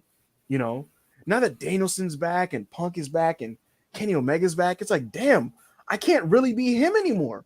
I got to be like fake him. I got to be number 4. And there's nothing wrong with being number 4. Mox is a great number 4, but he's not CM Punk. And we saw that in the segment. Jon Moxley got in his face and CM Punk said, hey, don't get too close because if I hit you, you're going to bleed all over the place. He called him a blood merchant. He basically went Jobber Nation on TV and it banged. What do you have to say for yourself? And what do you have to say for your man, John? Because he got annihilated. And if Jon Moxley, who's an amazing promo, got annihilated, just imagine when CM Punk goes toe-to-toe verbally with Kenny Omega. Like, it's going to be slaughter on live television. First thing, get off cock. Jesus Christ. This nigga. Oh my God. Second thing, Punk let Mox kiss him on the lips, bro. And didn't do anything. I would never let a man kiss me on the lips without my consent and then slap me, bro. Like, what? How are we talking about these verbal jabs when this man physically violated your dog? He didn't violate him. No. You know what that was? That was a deer in the headlights looking to do an emergency thing because he just didn't know what to do. Mox was like, yo, I'm getting CM annihilated. Punk is terminally ill online, bro. This nigga needs Twitter. He needs to be online, or he doesn't feel like he's CM Punk. That's not true. He is a message board merchant. He was on the message boards. Bro, this man is not him. He had a little pinky issue and started botching all over the place. Them Bret Hart tribute matches ain't gonna save him. It is gonna save him. And guess what? You know what John did? John was like, yo, I'm getting grilled, man. And Chris, you know how in spaces you just like make weird noises to get attention when you don't know what to do? That's what John did when he kissed CM Punk. He was like, yo, I'm getting cooked. Dude, quick, think of something. All I could think of was kissing this beautiful man. I'm telling you. God, bro, what is like? Get off his beat. The dick riding. It's insane. And now this man is backstage whining and crying. He's not like he always does, like he did WWE when he quit WWE. This is crazy. Like a little pussy. Wow. Wow. Did Mox quit WWE? Nah, bro said, hey, I'm gonna rock with the punches. No, he didn't. He waited his contract came over. No, he did not quit. He did not quit. And then Jon Moxley didn't go to UFC and get his ass dogged out in 2 fights. Oh, wow. Like you called Mickey Gall on the phone, nigga. That's crazy. Dog, the second Punk UFC fight was so bad. Oh, they fired the other nigga in the fight too. Listen. How are you so bad you fucking take away someone else's job? Hey, listen. CM Punk pays the bills. He keeps the lights on. He is the guy. He makes you feel. You know, you can talk about all your Moxie bangers, and he has the most out of any AEW wrestler this year. I will not discredit his wrestling ability. I will not discredit his talent. However, what I think about when I think about this year is I think about how CM Punk versus MJF made me feel as a program. MJF said in his pipe bomb, This nigga brought up the grind runner. Keep talking. He's not a grind runner. He's a prophet. That nigga is a grind runner. How do I sound, by the way? Because I'm currently. You sound totally fine, Monty. I was gonna say, bro, my voice was completely cut out. 2 niggas who are used to running the grind had a program together that made you feel something. Because you know what? When you're generational, you can afford to walk out on your terms. CM Punk got dogged in that MJF promo, by the way. MJF was dogging his ass. That's just not true. Eddie was definitely dogging his ass. No, he didn't. Eddie Kingston started crying. Eddie started crying because CM Punk said, hey, bro, it wasn't just me that thought you was above, my nigga. It was me and Danielson and everybody else. And Eddie Kingston got up in his face and started like saying, why? Because I'm fat? Because I like to eat a little? Bro, he wasn't dogging him. He was about to cry. Eddie had CM Punk getting booed, bro. Yes, straight up. You know, craziness. No other babyface in the business is doing that, bro. Eddie Kingston's an amazing babyface because it's easy to feel bad for him. You know, it's hard to feel bad for greatness. CM Punk is the personification of just excellence. He is Michael Jordan. You know, speaking of excellence, have you seen this nigga horror movie? Y'all niggas seen? All right. On the 3rd floor. Hey, that's why your connections. That's why your connections getting poppy because you're talking bullshit. Listen. Hey, fuck you. Listen, man. I get it, man. People don't want to cheer for dynasties. People don't like cheering for LeBron James because he's so good and he wins so much. CM Punk is so good. It's hard to just cheer for excellence because it's like, damn, he's gonna cook my fave on the mic and get cheered for it, even if he's being an asshole. Yes, he will, because he's CM Punk. So I get it. Listen, Chris, to you and to all the crybabies in the chat who are throwing tomatoes at me, I understand. You have your favorite wrestlers who have these 4-star matches that you love very dearly, right? And you resent the fact that CM Punk can walk in there, whip his phallus out on live television and get cheered for it. You resent the fact that CM Punk does not have to do the moves that your favorite has to do to get over. You resent the fact that CM Punk What the hell? You resent the fact that CM Punk can literally walk out there and be like, "LOL, I'm better though," and people are gonna cheer him. He was literally being a douchebag yesterday. He's being a total. That's the best version of Punk. He's being a total dickhead. Moxley started coming out and he said, "Oh, this is gonna take a while." And he started making snow angels. He's 42, a 42-year-old man making snow angels. Who does that? And people cheered him. I think this is a fair assumption. Chris took his ball and went Well, home. there is definitely a suspicion of bad connection, and he may be back. I would see. like to say that it isn't a connection issue. He was overwhelmed by my. It was a connection issue. He's back. You lucky the storm is taking out my power. There's a storm going on in Houston. There's a storm. I did not take my ball and go home. I did not run from the ground. Go home. You bitch ass nigga. You did. No, I didn't. You threatened to walk out. Like CM Punk? No. Hey, listen. CM Punk has promotions bending to his every will because he's CM Punk. Your fame. He have UFC bend to his will. All right. I don't know about you, but UFC put him on the main card of a pay-per-view when he had no professional matches. You know why? Because have you ever watched the Joe Rogan podcast? Joe Rogan once said CM Punk is a void of athleticism and a void of talent. Have you seen that interview? You know what's funny about that, Chris? Who make more money, Joe Rogan or CM Punk? Who got more money? Listen, Chris, have you noticed CM Punk? He's a void of athleticism, right? I won't even deny that. But guess what? He's a void of athleticism. I don't know if you could hear Pina. My dog is next to me. But CM Punk is a void of athleticism. It's not inside you. Listen, I don't know what that meant. Look, I know I got that dog in me. What are you talking about? What are you talking about? The way you be suckling on this man Punk's teeth. Oh, it's because he deserves it. Frankly, he deserves it. And he has a wife, bro. Listen. How do you feel, Chris, that CM Punk, a broken down 42-year-old unathletic white man, right, is more over in the ring, cutting promos, having matches than all of your favorites, and he has to do half as much physically? He doesn't know how to do a 450 splash, but he gets cheered more than your favorites who do 450 splashes. Does that make you cry? I hope it does. I hope you cry. Kenny dogs walks this nigga. Like, you know, Mox definitely dog walks Punk.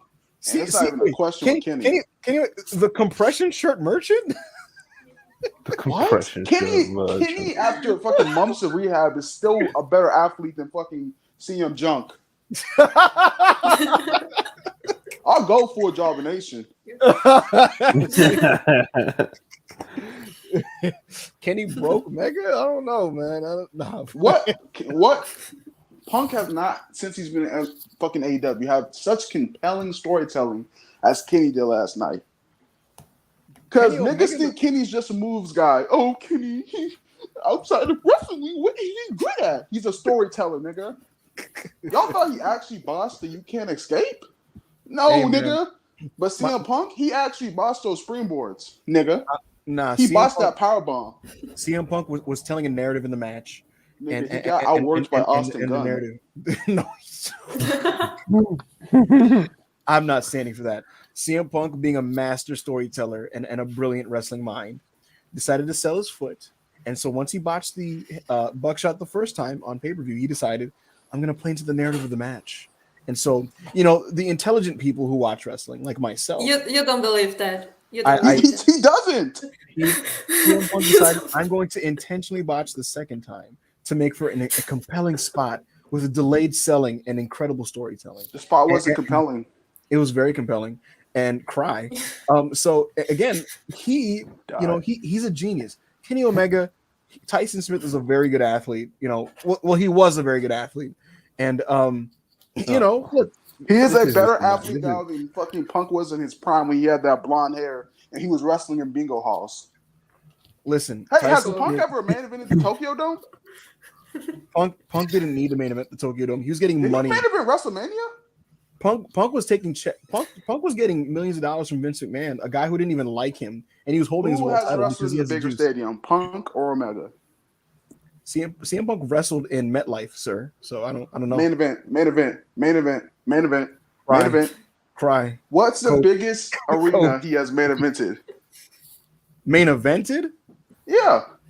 Well, by the company's own marketing, WrestleMania 29 was a triple main event, sir. Nope. No one cares about that baby. Jericho match. No one cares about that Jericho match. That was 28. Fake I don't fan. give a fuck. The point is, How about the Undertaker match? yeah, the final great match of the Undertaker. All thanks to CM Punk. It was in MetLife Stadium. There was over 60,000 people there. Yeah, man. Look, man, Chris. Look. Kenny Omega is great. Like, in all seriousness, Jon Moxley's great. CM Punk is just generational, bro. It's okay. It's okay. It's okay that your favorite isn't quite as good as the GOAT. That's fine. That's totally fine. I was a Carmelo. Danielson's better than all of them, so. It's funny because he is the other greatest of all time, and he was the guy who followed the opening No, segment. he isn't the other greatest of all time, bro. Listen, He there than Punk. He ain't better than Omega. He ain't better than Omega. Brian Danielson's better, bro. Omega gifted Brian Danielson's in his own fucking category, to be honest. Brian Danielson was doing yoga meditation in a wrestling match. Huh? Excuse me? I said Kenny gave this nigga his first 5-star match. By who, Chris? Give me the name. What? Go ahead. Who gave the rating? Go ahead. By Chris O'Brien, bitch ass nigga. No, my God. You don't want to say that because you were walking into my fucking trap. That's why. Whatever, man. Look, man, I love everybody that we've spoken about in all seriousness. Punk did dog walk Jon Moxley objectively. Objectively, he demolished him. How is that even possible?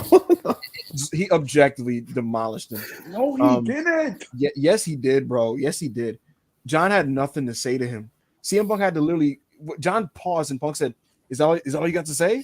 Because John and then John started talking about fighting spirit. We're talking about fighting spirit, bro. What a dweeb. Nah, look, man. How is he a dweeb? When CM Punk, this nerd ass nigga who is chronically online, is using literal Jobber Nation tweets. Hey, I think the fact that he could use Jobber Nation tweets in front of an AEW crowd and get cheered is a testament to his didn't get cheered. When he did Mox get cheered. Came out, Cry. Who got cheered? Mox got cheered over him though. Mox got a few little Moxley chants, which were very cute. And then once Punk started speaking facts, he got cheered. Song's better. No, it's not. Yeah, it is. No, it's not. Yeah, it is, nigga. It has like 5 lyrics. What are you talking about? Cry. Anyways, Tony Khan followed my suggestion and he opened the show. You don't know you though, bro.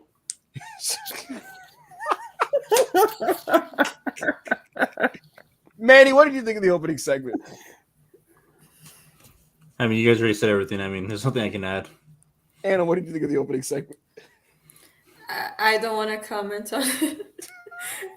The hosts were scared. Yeah, I don't have nothing to talk about after everything that just happened here. She said, hey man, you should be wearing my my CM Punk shirt. This was a nice, wholesome podcast, and then start talking about that AEW company. And... Look in my, what do you see? Anyway, look, look, they opened with exactly what I thought they should have. I suggested on Twitter that they would open with a Punk promo, followed by Moxley verbal interaction, followed by he thinks he's on the team. I am on the team. And you know, and then they followed with physicality, followed by one of the 2 big matches. That's exactly what they did because Tony Khan's a smart person and he listens to smart people like Backup Hangman. Great segment. A lot of heat. I love that there's a personal issue in the storyline.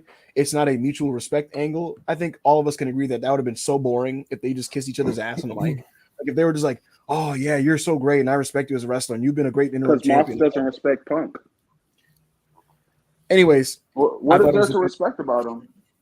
The fact that he quit the business for 7 years. He quit the business for 7 years.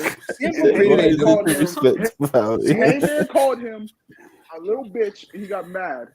If so it, I don't know, bro. if it wasn't for CM Punk, AEW would not exist. So by that alone, you have to bow down to your daddy. Yes. Hold on. What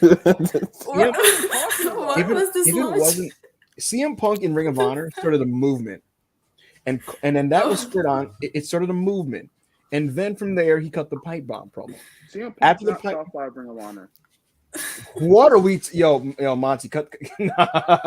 Monty, get him out of here. Monty, get him out of here. Monty, get him out of here. Cut him, bro. Cut him. Yeah, silence a black man. Do it, Monty. Yes, please get this. Do it, Sean King. Silence a black man. Oh my God! Great opening segment. The next match was Bryan Danielson versus Daniel Garcia in a 2 out of 3 falls match. It's a rematch from their match at Fight for the Fallen, which in and of itself was a rematch from a match they had a few months ago. So this is the third Daniel Garcia Bryan Danielson match. The build here was set up on Rampage last week, a shambolic episode, I might add. But the segment that set it up was really great. Bryan Danielson essentially said, "Hey man, you can't say that I'm your hero and call yourself a sports entertainer." You know, and he basically said, "Listen, man, like I just want better for you, bro. You're a pro wrestler." And Daniel Garcia was very conflicted, and Jericho's on commentary, and you know the whole story here is he's his hero and he's trying to slay the dragon, and Bryan Danielson in the narrative essentially said that I'm not going to voluntarily quit from pro wrestling. You got to take me out, and I completely believe that to be the truth. Bryan Danielson doesn't care about his health or his well-being or his life at all. I firmly believe that he is willing to die in a wrestling ring. And more power to him. I thought the match was incredible. They just beat the hell out of each other. And then after the second fall, Daniel Bryan was awakened because he went on his babyface run, which is very similar to the ones he would do as a white meat babyface in WWE. The action was great. I hate picture-in-picture so much. Bryan Danielson is such a genius that he doesn't waste time when he wrestles matches. So he doesn't do the whole "I'm going to bullshit for 2 minutes" thing. Yeah. While the commercial, he's like, "I'm going to just do something interesting." And so everything he does is worth seeing. And so picture-in-picture cutting out genuinely well put together parts of the match really sucks. But tremendously paced, well worked. Garcia fought his ass off, and Bryan Danielson got the win. I thought it was a great match. Post-match was almost better to me because you can't script what happened. The "he's a wrestler" chant is so perfect. You couldn't tell the fans to chant it, they just did it. And it's it's one of those things you hope for in a segment, but you can't tell them to chant it. But they did it and it made the moment better. So the whole thing, the match, Danielson shaking his hand and Garcia being conflicted and saving Bryan from getting attacked by Jericho. All of it was a masterful piece of business. I loved all of it. It gets 2 daddy hangman thumbs up out of 10. I don't know. It was great. I don't know. Anna, sorry, my brain cells are low out there. I was just talking to Chris, bro. After you talk to Chris, you just start getting kind of dumb, and so I'm kind of out of it. Anna, what did you think of the match? Chris, don't let him say that about you. Why am I so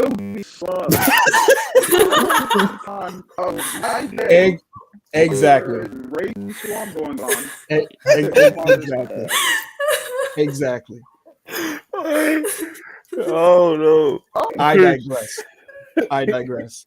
Your monkey's bugging, bro. Your monkey. Like I said, when I talk to Chris, I lose brain cells. Anna, what did you think of the match? I can't believe that just happened first. I said that Chris immediately went.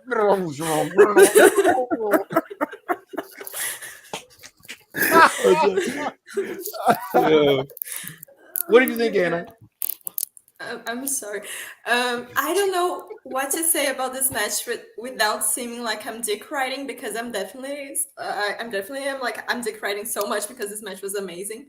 And Bryan Danielson, for me personally, I don't want to hear the whole CM Punk thing. For me personally, Bryan Danielson is the greatest American wrestler of all time. So that's that. I will not argue with that. Because I'm right. So there's no arguing to yeah. And the whole thing was so great. I mean, I think it was one of the best AEW TV matches ever.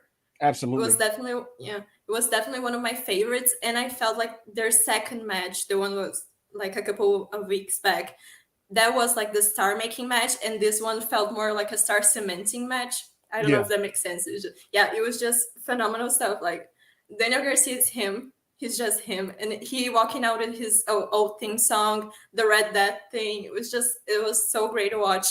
And I hope now that he does the whole Natsupoi thing, just switch factions, go to the Blackpool Combat Club, leave Dark Appreciation Society. I know the last time I talked about how he was doing great in Dark Appreciation Society, how it was good for him to go there. But like enough is enough, He already did everything he had to do. Just go to the Blackpool Combat Club. Yeah. It was really, it was phenomenal. It was just amazing stuff. I was losing my mind. He's so great. And Brian is, of course, like, there is nothing to say about him. So, Garcia definitely has a lot of future. And he still is the Bad Bitches wrestler. So, it was a great match. And so, Garcia's a Bad Bitches wrestler.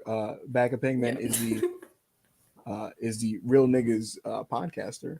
And so... I totally agree with you, Anna. Great analysis as always. It's why we pay you the big bucks, like I said. Manny, what did you make of the match, man? What did you think of? The match was special. I thought the first sequence into the first pin was awesome. Danielson was doing up kicks, and you thought he knocked out Garcia, and then Garcia ended up doing some crazy looking choke into a power driver, power driver into the crazy submission, which was freaking awesome. And then when the match was over, I was just like, man, I don't think I've ever seen, I haven't watched a lot of the US wrestling, but a lot of I don't think there's been any US promotion besides like Ring of Honor, I think, have put the same output of high quality matches like AEW. Yeah, no, it's unreal. I explained it a few months ago where I said that it's like it's like steroids, because what's happening is there's always been great workers in the United States. All right, bro. Worry about fixing your connection. My bad. I just I heard you talking. All right. You were visualizing. Y'all hear that thunder? I'm flying through a fucking hurricane, nigga, just for this pod because I love WrestlePurists. There you go. Love of the game. Now, Manny, the way I see it, there's always been great workers in the United States. But like, because of different focuses and priorities in the business, the priority of the business wasn't always like great matches top to bottom on your show. And so you're going to have guys who are there because they draw, but they're not potentially great workers. And now with AEW, it's the culmination of just, the indie boom of the 2000s and hardcore fans and what they want out of wrestling. And Tony basically just signing every great wrestler he can. And so it's like, you continually sign guys who can have 4-star plus matches over and over and over and over again. Your roster is going to be full of people who can only do these things. And so when you put them against each other, you're going to just have more incredible matches than you've like maybe ever seen in an American promotion. And so that's what we have with AEW. It's like a luxury of riches. And yeah, I was go ahead. I was thinking, like, if you just get AEW's top 25 matches just on Dynamite and stack them up against like Raw's top 25 or SmackDown's top 25 or ECW, WCW, I don't think they would stack up at all. Like, you can't compare the two. The way I would see it is I think the greatest Raw / SmackDown matches of all time are tremendous because there's been a couple, but You're putting Z's in the chat as we talk. But the quantity of them is much less. You know what I'm saying, Manny? Like if you were to ask me how many 4.5-star matches have happened in the history of WWE TV, right? I'd probably say off the top of my head, maybe. I only thought of John Cena, Punk, and then Shawn Michaels, John Cena. There's more. The SmackDown 6 have a handful of them. That Power Trip versus Benoit Jericho, the TLC 3, they have them, right? But if I were to count them in total, it's probably around 15 to 20, right? Dynamite at this point, it has to be like 40 plus. The output is crazy, and so Bucks matches. It's really Danielson, but anyway, it's not. Bryan Danielson has the majority of the top 10 AEW. Well, the Elite has at least 20, so cry. Cody Rhodes versus Dustin Rhodes is better than any Young Buck match in AEW history. So, Manny, that's just not. You are a liar. You are a liar. That's insane. You are a liar. Anna said, nasty. That was too far. Hey, listen. when Cody said, "I don't need a tag partner, I don't need a friend, That shit was need my older corny. brother." It was. Oh my god, it was beautiful. Oh, it was like It a was beautiful. Hallmark fucking movie, bro. No one wants to see that shit. Do a super kick, bitch ass nigga. Anyways, Manny, what did you? I mean, not Manny. Monty, what did you think of the 2 out of 3 falls? Tremendous. Obviously, Brian Danielson, arguably the greatest wrestler of all time. Daniel Garcia is in fact him. He's 20. He's 23, and he's going out there and wrestling 2 out of 3 falls matches with Brian Danielson at a phenomenal, really standard. high level. Yeah, and it's just. I don't know, man. Like Daniel Garcia, like he's just so, like he has like this kind of almost sadistic vibe to him now. He's always kind of had like that kind of viciousness to him anyway, but now he's really found him. It's more kind of like in his character, the way he carries himself, his facial expressions, little things like that. I thought the pacing of the match was tremendous, so good to the point where when it finished, I could have easily watched them wrestle another hour. I just didn't want it to end, to be honest. And they have, I think it's fair. I know it's Brian Danielson, but I think he does genuinely have a pretty special chemistry with Garcia. He has a special chemistry with everybody because he's incredible. Yeah, I know. Yeah. Like I say, it's Danielson, but I do think that there is something to this Garcia Danielson dynamic. Sure. I think obviously the matches, of course, how much they must mean to Garcia as well. You really feel that gravity in the matches. Yeah. You know Daniel's wrestling this with the awareness that like this is career defining and career changing. Yes. Definitely. I think he is so far ahead of the people that he gets compared to. And that's not to put down, the Wheeler Utahs of the world, insert any young wrestler, anyone in the mid-20s, etc., whether that's a pillar, a killer, whatever you want to call them. I think Daniel Garcia is probably better than all of them. MJF is obviously a completely different thing. Do you know what I mean? Yeah, you don't even like he's not even like a young upcoming talent anymore. Like he's a straight up top guy. So he's a top guy. MJF has on the greatest. No. You're not doing this, Manny. You're not doing this. MJF is the greatest young talent in the history, in the business right now. And he gets. Yes, I was gonna put over MJF. Go ahead, Manny. I was just gonna say the only thing I would just say that MJF is higher than Garcia, but the only thing he has over him is just the promos. I think Garcia is better than him in ring, but what separates MJF from everybody else is the promo. I just don't think. I don't know, bro. I see everyone say everything MJF touches turns to gold, but it's true. Niggas like Brian Pillman versus MJF at Grand Slam. Okay, listen. You always go back to this, Chris. You always go back to that. You always go back to that one thing, bro. Like, okay, bro. Answer the question. Question. Bro. Was that something worth seeing? I'm gonna ask you a question then, Chris. Do you remember what Kenny Omega did? Do you remember what Kenny Omega did at Blood and Guts in 2021? His match, he had a comedy match with Nakazawa and Eddie Kingston and Mox. You thought that banged, little bro? As a comedy match, I loved it. Kenny didn't even wrestle that match. What are you talking about? He never tagged in. I know. What is it? What, bro, Chris? I want everybody to realize that again. So just to let you know, but it always happens when you're about to rant. Yeah, the more egregious Chris gets, the more he goes into Transformers mode. And it's because his Wi-Fi is telling him, you got to relax. There's too much dip on your chip. Listen, man, MJF is sensational. He is. When he speaks, you listen, you sit down, you take it in, you tweet about it, you talk about it, you discuss and debate him for an entire week because he's that generation. Exactly. Yeah, I thought so. No, MJF is sensational, but what's with DMs with Rob? I don't know. Him notwithstanding, man. This nigga Rob's in my DMs. He's in everyone's DMs. But listen, capitals. What do you say? Is he just crying? Like, I ain't even reading it because listen. The bottom line is this, man. Sorry, the bottom line is this, because I don't want to divert the topic. I'm putting over Daniel Garcia because he had the match of his life last night. You know, yes, MJF is sensational, but the topic is Daniel.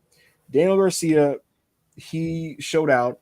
He's risen to the occasion because look, you can throw any young wrestler against Danielson, and it'll be at worst really good if you structure it to be an epic match. You know what I'm saying? Like if you told Danielson, Brian Danielson, 30 plus minutes, you versus young wrestler, make it epic. No matter who it is, even if they're not quite him, so to speak, it's going to be really good, right? But you know, Garcia 100% brought it. You know what I'm saying? It wasn't an Ospreay Michael Oku situation. Like Garcia himself contributed to the match, and he is someone to look out for, and he's somebody who's actively improving. And I'm so happy to see his progress. I can't wait to see where the story goes next. Jericho and Danielson are probably going to have a custody of Daniel Garcia match. You know what I found really funny? Later on in the show, I'm going to jump ahead. Later on in the show, Jericho, he cut a promo, right? And he was like, I'm going to give you a chance, Daniel. Next week, Jericho Appreciation Society meeting. Are you in or out? And I was like, that is the most sports entertainment shit of all time. Because so Jericho. It's so, because here's my thing. If you want to know if he's in or out, just like call him like that night or like the next day.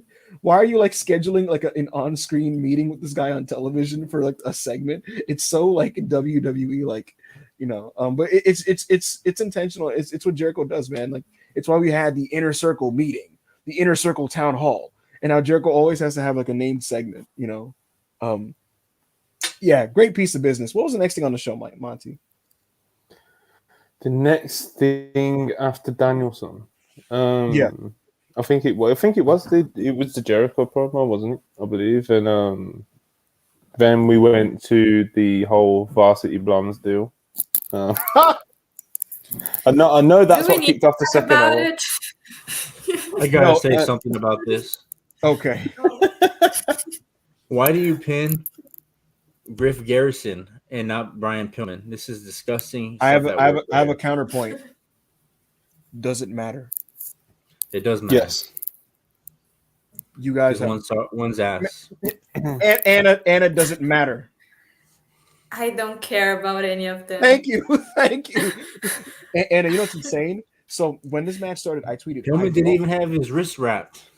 Who cares? Listen, when this match started, I tweeted, I don't want to watch the Varsity Blondes and Ass Boys wrestle.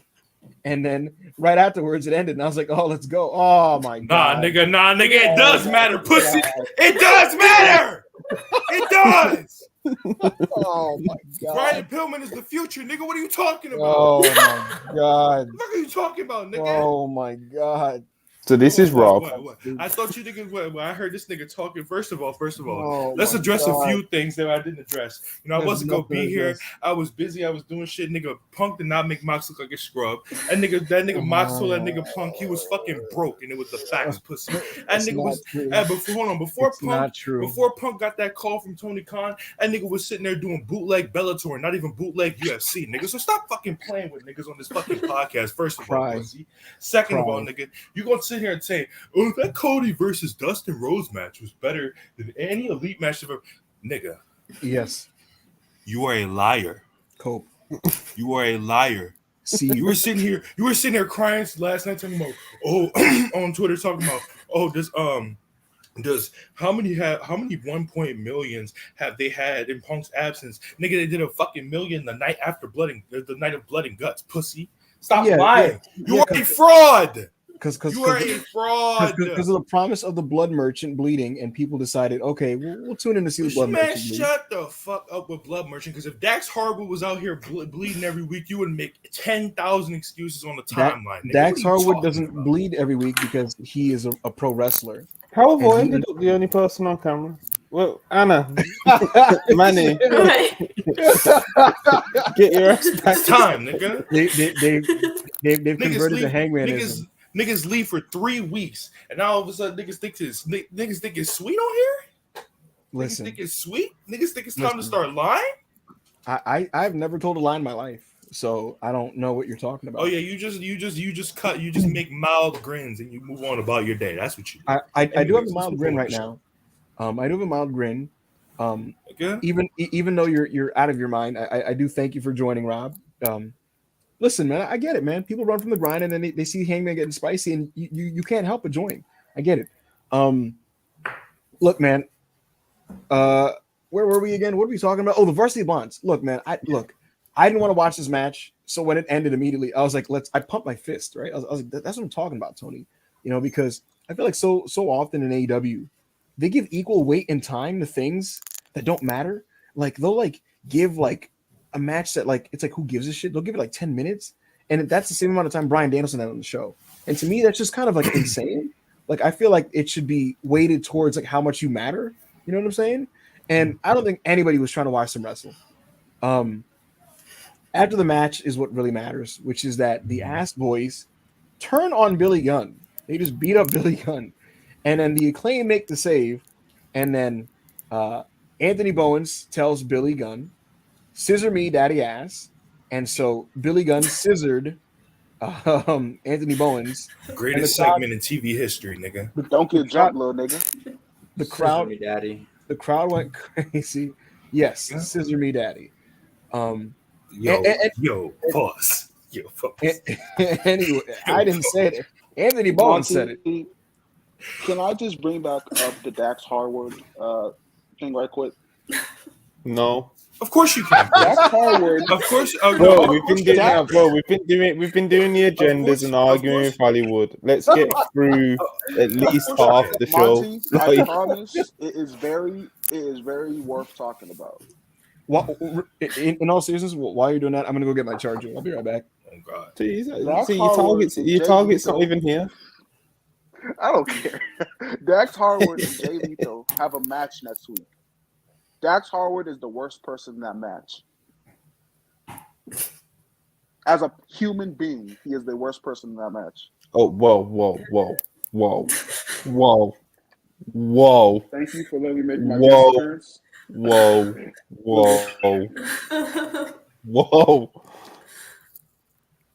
You're not allowed to talk about Dax on these podcasts anymore. What happened? Chris is just on here. Chris is just on here alone. Chris is just on here alone. What did Chris say? What did Chris say? I was doing something. What did he say? I love WrestlePurists. Yeah. Oh God, we love WrestlePurists. Thank you, Monty. My king. Should we talk? I don't even know where to go from here because Hollywood left in the Hollywood left in the middle of reviewing a segment, and so dude, Chris left after making that terrible statement. But Hollywood's out of here. He will be back. Okay, so around this moment in the show as well was when there was apparently going to be a Tony Nese match, which didn't get to happen because Moxley just. So we gonna act like niggas wanted to see Tony Nese now? No, I was just kind of down the. I kept looking at my phone saying, "Man, we're running out of time for this 6-man," and then I saw Tony Nese come out. I said, "Fuck, even more time is going to waste." Thank God that it got taken out real quick. And niggas, and you know what Mox said? Mox came out and said, "Nigga, fuck all that talking. Where your hands at, nigga? Nigga, you want to know? See, niggas don't know about Punk like I know about Punk. See, my good personal how are we talking about Punk? My good personal friend, Jon Moxley. I talk to him every day. My good personal friend, Jon Moxley, told me, he said that Punk basically just went into business for himself, and nobody knew what he was going to say, and that he had to show him what was up. So that's why he kissed that nigga earlier tonight. You know what I'm saying? Sometimes you gotta establish dominance. Sometimes you have to show niggas whose yard it is. And it's so crazy because now you see him like basically just interrupt Tony Nese, basically say fuck, we saved everybody from watching a Tony Nese match on a great episode of Dynamite. Nigga, nobody wanted to see that. And if you lie in the fucking comments, you're a liar. Then Man, he's a liar. Wait, Manny, you want to see Tony Nese? What? I didn't say I want to see Tony Nese. Oh no, Yeah, that's crazy. I did. That's crazy. You know, I don't even. You know, oh here you go. Here you go. I'm gonna let him talk since you know his you know his favorite wrestler came out during this segment. I'm gonna let him go. Heyman, are you there? Can you guys hear me? Yes, we are on the Tony Nese segment. Yeah.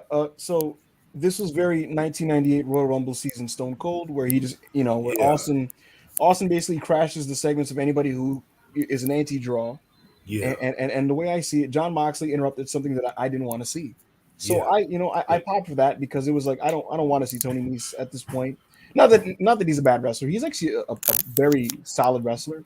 But to me, my mindset right now is AEW needs to build to All Out, and they need to sell their pay-per-view, and they need to hammer home the main angle. So I was very happy that Jon Moxley jumped Tony Nese and hijacked the show. I think AEW should experiment more with show-long storylines. Oh God! Because the rigid structure of just this is when this is scheduled and that's when this is scheduled and we just go through it. It's kind of boring sometimes. Like I think we need to do more story threads throughout the show that evolve and develop. And this was a start by kind of giving Punk and Moxley 2 segments on the show. So I like this. It added to just the chaotic, unhinged vibe of the program and the animosity, and it really sold it. So this was a big thumbs up for me. And I'm gonna just get to it right now, Monty. Introduce this talking point. To me, I was totally on board with this, and I was like, yeah, man, you really have to sell and hammer home All Out. And we find out later at around 9:30, we find out that this match is not happening at All Out. We find out that this match is happening next week on Dynamite. And so my mind starts racing. I'm thinking about all the possibilities. I'm like, why is this happening next week? Is this a bullshit alert? Is it going to be an angle? Is it going to be a no contest?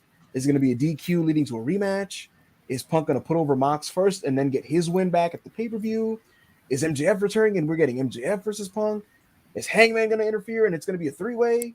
And I got to be honest with you, every single possible option that I just listed, I don't prefer over what would have just been Mox and Punk having a normal build in these remaining weeks to All Out. I personally, this is just me, I'm not saying the sky is falling. I am not saying this is going to kill AEW. I am not overreacting. I'm just saying for me, I would rather they just continue to build the animosity and the tension leading to the titles being unified at the pay-per-view. Are politics at play? Perhaps. I don't know the real reason why they're doing this next week. But I just am not a big fan of it. I'd rather just heat this thing up even more than it has been heated up, and then we see them blow it off at the pay-per-view. Is there a chance that they want to do a 2-match series so that they each get a win, to keep the guys happy? That would be a very political reason to do this. And again, could I see politics being at play here? Perhaps. Maybe Punk wants to show, hey, I'm a team player. I'll put Moxie over and job to him and then get it back. But to me, even that is just kind of I'm not crazy about that. I would just rather we find out who's the best at All Out. But that's what they chose to do. They're doing it next week. What do you think about this strategy, Monty? What do you think about this decision? I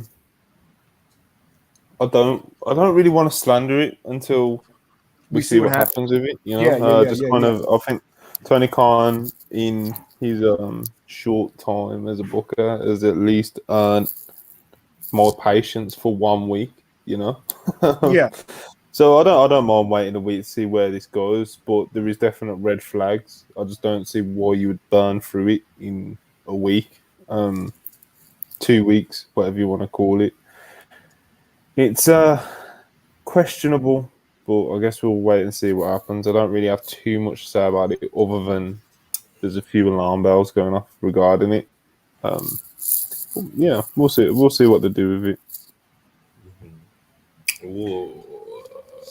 Go ahead, Ryan. It was actually quite coincidental because I think it was like and I didn't see Hangman's tweet about it, but we were on Discord the other day. We were watching I don't remember what we were watching, but I had mentioned to them, and I told them I was like, one of my favorite Dynamite episodes ever was when they basically did what they did last night, and the fact that they started off with something and they continued with it throughout the show, and it didn't really end until it was like a one last segment before the show ended.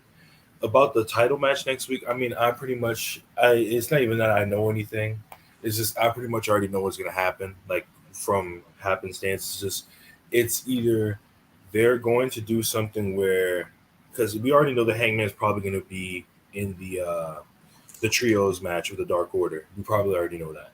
So it's going to be Punk beats Mox, one beats the other, which is most likely going to be Punk, and then it's going to be MJF coming in, because shout out to Chris for this. Chris actually mentioned this to me today when we were talking about it. He was like, it kind of makes sense for MJF to challenge Punk if he wins at the pay-per-view, because now since we're starting to see Punk start to be a dickhead, you're kind of seeing what MJF was alluding to earlier this year when everybody was saying, like, you may have, and not only just MJF, but Eddie Kingston also said it, Hangman also said it, but mostly MJF. It's like everybody, you walk around here, you act all nice, you act all cool, but everybody around here knows the real, doesn't know the real you like I do. And so now I'm getting, from what my understanding and what my guess is, this dickhead CM Punk that we're starting to see is the real CM Punk that he was talking about. And so MJF might come back and be like, "Oh, I need to save you from the company," whatever the case may be. So I think it's a very compelling point you bring up, Rob. I thought about this on the back of my mind, the fact that when MJF comes back, he's going to have a few bones of contention that have legitimacy to back it regarding Punk and who he's been calling him to be. I thought it was fascinating that in MJF's promo a few months ago, if you notice, he was starting to get cheered. And it's really weird because MJF is a heel. But it would be just really ironic and maybe potentially even interesting if MJF comes back almost a folk hero, just by virtue of being the guy that nobody was listening to, but the man who ended up being right and a prophet regarding Punk. So yeah, I could see that. I could see Punk and MJF with a new set of dynamics and for the world title. And yeah, that'd be super interesting to me. If that's the direction, I'd rather they just do that at Arthur Ashe. Like, I'd rather they just do the Mox match at the pay-per-view and then do that at Arthur Ashe. But again, Tony, like Monty said, Tony has earned the benefit of the doubt. And so before I get too reactionary, I'm gonna just wait to see what happens. On paper, I don't love this decision, and I wish that. But we have to see how it turns out. And so I'm gonna do that, Yeah. So it's just. Yeah, Anna, what did you think of the whole bringing the Punk versus Moxley match forward from All Out? It was definitely, I think it's a weird decision. Like, if it isn't to set up MJF coming back, I don't see the reason why. Like, if they're still doing Mox versus Punk at the pay-per-view, I sort of don't understand why they would do the Dynamite first. So, yeah, like you guys are saying, Tony earned the benefit of the doubt. So I guess we'll see. And also, I was thinking about this because they had all these big returns just on Dynamite, like CM Punk returning on Dynamite, Kenny Omega returning on Dynamite, and I feel like they sort of need to do a big return for All Out too. So I was thinking that maybe what was gonna go down was CM Punk versus Moxley in the main event, and CM Punk wins, and then MJF comes out. But now I don't know. Now I don't know what they'll do. I'm confused. Yeah. It's definitely weird. There's something. And in Sean's report about all the CM Punk stuff, he said that apparently that came to fruition quite late. Them announcing the match for next week. That he just didn't know how late it was. Like, it could have been just before the show. It could have been a few days before the show. But either way, it was quite late. How late they decided to do that. So it is definitely interesting. I'm more just intrigued to see what they'll kind of do with it. But we've been here for nearly 2 hours now, and it's finally time to, I think it's fair to just jump straight to the main event.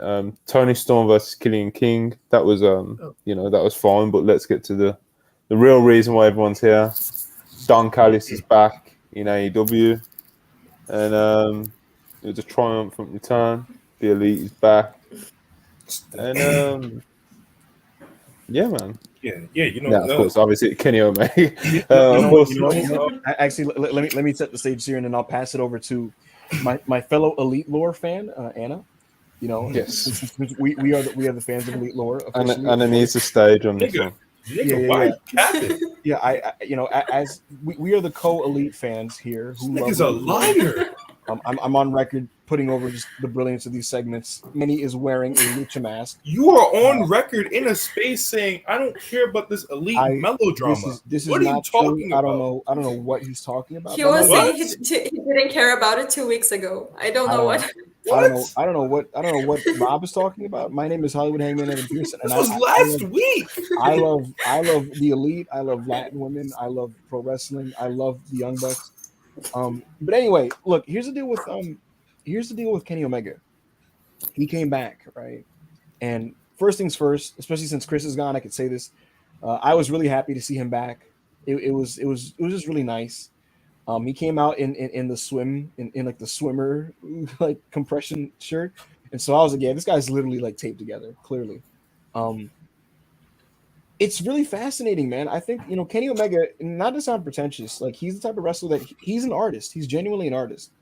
And so with an artist like him, it's always fascinating to see what type of choices he makes with his craft, right? Because you knew upon return he was going to wrestle a certain way. What's going on, Monty? You're seeing some comments. What's happening? Manny. Just Manny with the mask. That's insane. I'll get to the man with the mask in a second. But yeah, no, that gave me an idea for something I'm funny to do one day. But nah, so here's the deal. So I was just really fascinated. What's going to be Kenny Omega's approach? Because I knew for a fact, I'm like, he's not going to come back and wrestle exactly like Kenny Omega. And there's also a decent chance that he might not fully be physically capable of wrestling exactly like he used to. And so instead of just trying to be an approximation of the Kenny Omega you remember, he was likely going to take a different approach and make a story out of it. And that's exactly what he did. Kenny Omega decided to play the whole, I'm not 100%, I'm rusty, I don't know if I still got it, but I'm going to give it a go to help the Young Bucks. And it was very interesting. It to me, Monty, it reminded me of Shawn Michaels in his second run, because Shawn in the second run, look at Manny. Shawn in the second run, he was not quite as explosive and fast as he used to be, and nor was he as flashy. But what he did was he took his very real fragility, his physical ailments, his back problems, right? And he made it the prevailing narrative of many of his matches. And he used storytelling and selling and drama to make his matches great. You can make matches great wrestling like that. It's just a very different approach. And so it's very fascinating to see Kenny Omega essentially be old man Kenny. He said, Monty, in the Fightful interview with Sean Ross Sapp, when he was talking about his philosophy for the business and where his head is at with some of this stuff, he kind of implied, if you really go back and listen, that he was going to take this approach, which is basically like, once I'm 100%, like there's no, I'm going to take a different approach to wrestling no matter what, because of like what I've been through physically.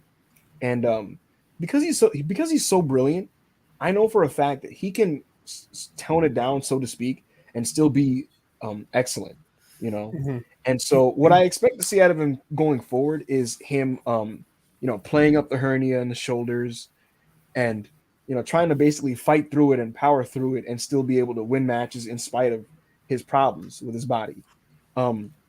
His first match back, it was good to see him back. He looked good. Most of the, I guess, roughness was clearly intentional and by design. But he looked good out there. The Young Bucks are sensational. Dragon Lee is something else, man. He is so good. He should have been signed yesterday. It was cool to see him wrestle with the other two, with Andrade and with Roosh. I thought the match was very good. And Yeah, I just thought it was a really good match. What did you think? What did you think of the Elite, Anna? How did you think they look? What did you think of Kenny Omega? Oh my god, yesterday. I spent the entire day so anxious, like Yeah. to see Kenny's return. I was so ready for it, and I think it was so well executed because they knew that everyone knew that Kenny was coming back. That it was gonna be Kenny, so they didn't even try to make some like us having like that doubting feeling or whatever. They just gave the little paper slip to Justin Roberts, and he started like saying all the championships that Kenny had won. And it was so funny to me because when he started naming the 6-man championship that he won, the KOD, whenever all of that, you can see the crowd was kind of confused because they didn't know that Kenny had won those championships. Yeah, so yeah, they didn't know if it was Kenny actually. But then he started saying like the AEW World Champion, his first wrestling match in 277 days. It was so incredible. And when Kenny showed up, I was so overwhelmed. It was amazing. Him like getting into the ring, hugging the Young Bucks, the whole match. When he missed the "You Can't Escape," the way he felt on the floor, we knew like it was just a spot. Yeah, because he felt like so It was posed so to comical. Like, yeah, it was like, he whoa, just bounced. whoa. And he looked at the books like,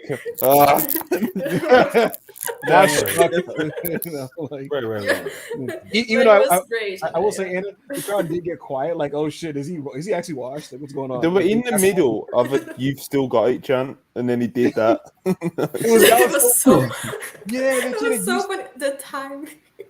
You know No, something about "You Still Got a Chance"? It's always chanted at like the most pedestrian, regular stuff in wrestling matches. I remember in Ric Flair's match, he really, really slowly was throwing some chops, and like they looked anemic, and the crowd was like, "You still got it." I'm like, "Why are you lying? Like, why? No, he doesn't." And Kenny was just being very normal, and they were chanting, "You still got it." And I was like, "Okay." Yeah, his first move back was like a double axe handle or something. Like, So, yeah, it was great. Like Kenny Omega, he's just a genius. I don't think there's nothing else to say about him. He's a genius in everything he does. Like, I think he's just phenomenal, one of the best of all time. And when that suicide dive, the Dragon Lee suicide dive, was insane, just fucking insane. And when Kenny took that bump, I knew he was fine. Like after that, I was good. Mm-hmm. But when he hit the V trigger, the one-winged angel, and even when he hit the one-winged angel, it wasn't perfect. You could see like he was sort of feeling his shoulder. Dragon Lee was sort of like he was all messy on his shoulder. It wasn't like the cleanest one-winged angel ever. But it was so great to see. And also, like, we need to give the Young Bucks their flowers because what they did in that match, Nick Jackson was just going off on that match. He was so great. Like, Nick Jackson needs more respect because that man is unbelievable. And, of course, Rush, Andrade, Dragon Lee, like, they just carried to perfection. It was amazing. I'm so happy to see Kenny back. The whole thing afterwards, I guess we're talking about, like, the return. That was a whole different thing. The return on the end on the Dragon Lee, that was weird. But the whole match, I think they did it to perfection. And Kenny, when he tweeted afterwards, talking about how he is still trying to get better and he'll keep trying to get better. And I feel like that will be sort of their storyline in this tournament because they like to do storylines for everything, which is amazing. Yeah. So it was just great. When he did a V trigger, he was sort of like holding his ribs. Every little detail in the match, he thought about everything. It was great. And if you guys haven't seen like his post match, I'm gonna get into promo. it. I'm gonna get into that. It was awesome. To me, listen, anyway. Man, he look like you said, he's a genius. What I like about Kenny is like, it's easy to make fun of Elite fans for like hyper fixating on every little thing that him and like the Bucks do.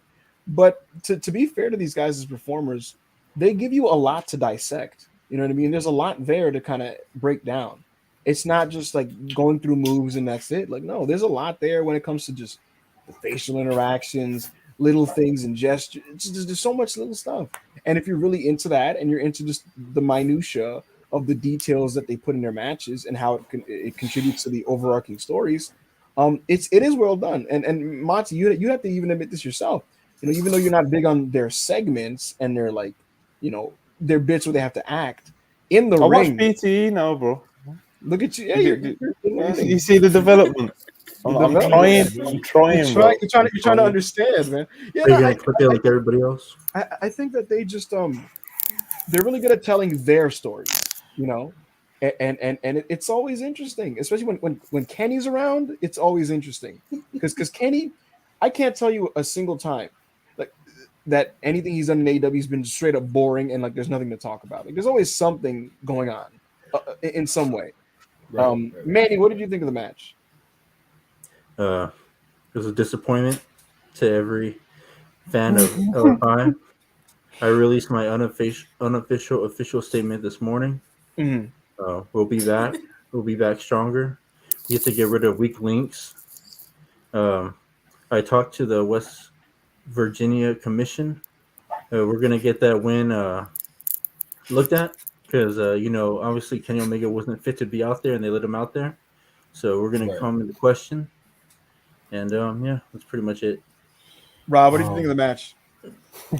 You know, it's so crazy because yesterday, you know, I was just a regular day, and everybody was setting up on Twitter.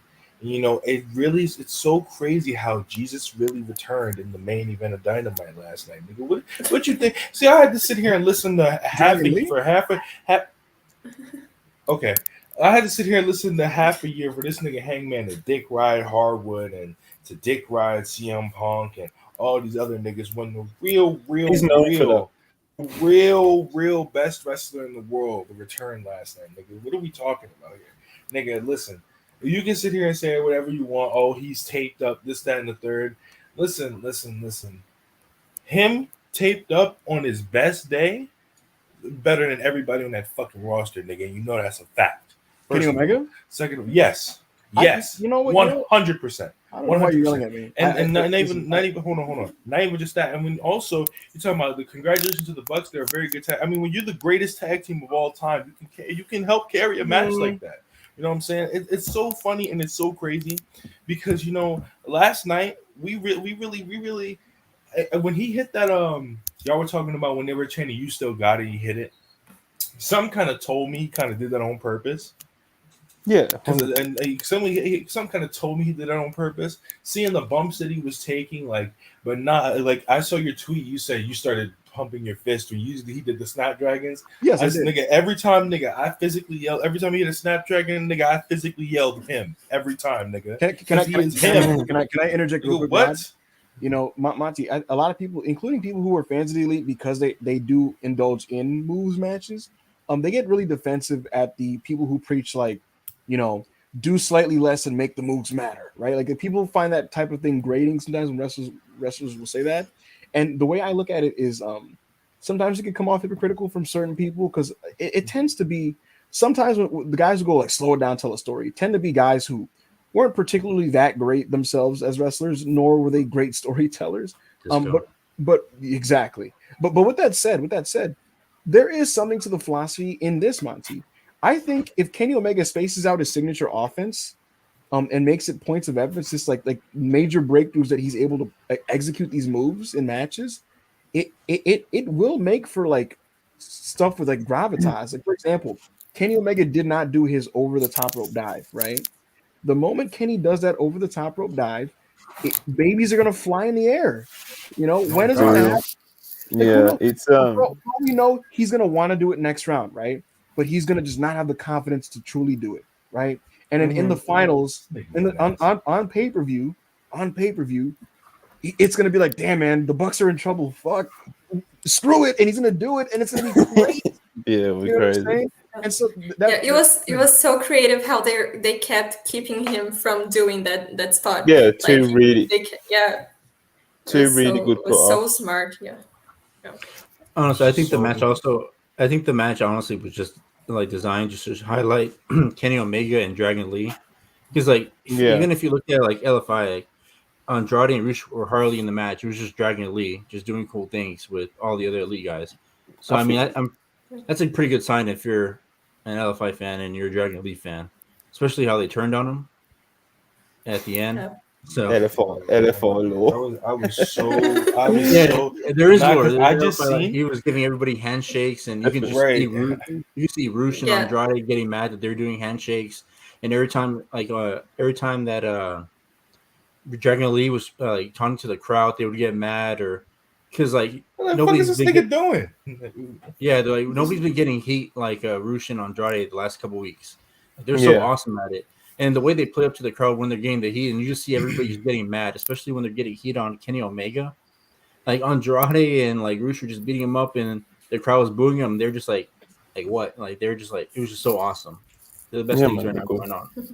Best. Yeah, the Kenny Omega thing is very. Yeah, it's like Hollywood kind of alluded to it earlier when he was talking about how Kenny Omega said in an interview with Sean Ross that he's going to change up a few things, and just kind of like he's very big on psychology, as we know, and it's just with Kenny Omega coming back from all these injuries, surgeries, injections, this, that, everything else.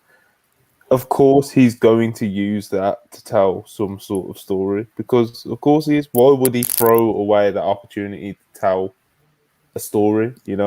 And it's a very easy story to connect with as well. Someone like one of your favorite wrestlers coming back from injury, trying to get back to his former self.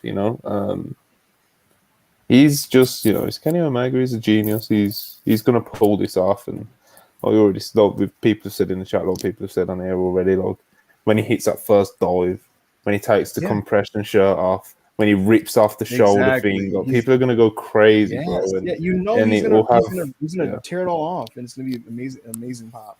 Look at Orange Cassidy versus Pac.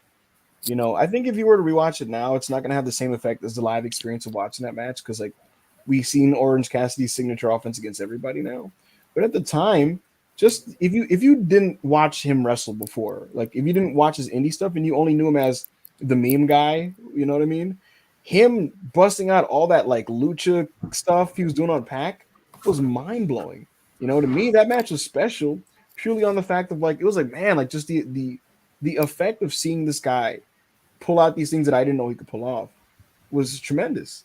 Yeah. And in a similar line of thinking, Kenny Omega in storyline being able to pull off all this amazing offense that he used to do with ease in the past is going to make all those moves mean so much more. And it's going to make for so many memorable moments in the coming matches in the coming months. So Kenny Omega is going to be someone who's going to be so interesting to follow. And depending on your taste in wrestling, it may make for some of his, in a completely different way, some of his best work, I think, actually. Yeah. He's going to wrestle so much differently, but it's still going to be great because of this element. And I kind of tweeted this, like his take on second run Shawn Michaels is going to be so fascinating and so great. And so I'm looking forward to that. Did you mention his hold on, let me pull it up. He tweeted something earlier today. I also want to thank Callis for putting JR in his place. I have something to say about. Hold on, I have something to say about Callis, but that I'm gonna save it for when we get to the Kenny Omega post match because I have a theory. But go ahead, Rob. He said the pieces aren't all there yet, but I refuse to burden the Bucks with my limitations. We have a real chance at this. I'll be stronger in round 2. I'll surpass where I was at, and I'll surpass everyone. Yeah, man, Kenny Omega's awesome. He's such a dork, but he's so awesome. Like he talks like an anime main character. I love it. Kenny's great. So here's my thing, Monty. Who here saw the post match thing that Kenny Omega did? I saw this thing about Bret Hart. Me. Okay, so in Kenny's promo, if you notice at the end of it, he said when he compared fans to like the kitty cat and stuff, and he said, on TV, I'm gonna blame you. I'm gonna resent you guys. But as long as you guys don't put this video out, like I appreciate you guys. That suggested to me that Kenny Omega is still gonna be a heel, to some degree, and because the Elite, as their fans would say, have so much nuance and stuff. It is going to be probably a nuanced story because look, man, we know that the Young Bucks are trying to change, right? We see that they are trying to reconcile with Hangman and go back to being, buddies with their friend. But I do think they're going to be on opposite ends of the spectrum with Hangman, and they're gonna find themselves, I guess, like I said, in opposition with him. What's fascinating to me is Don Callis is still around, and so you can't be complete baby faces with Don. And I know some people were mad at Jim Ross going back and forth with him. And look, Jim Ross is a senile old man, so good chance he just has no idea what's going on.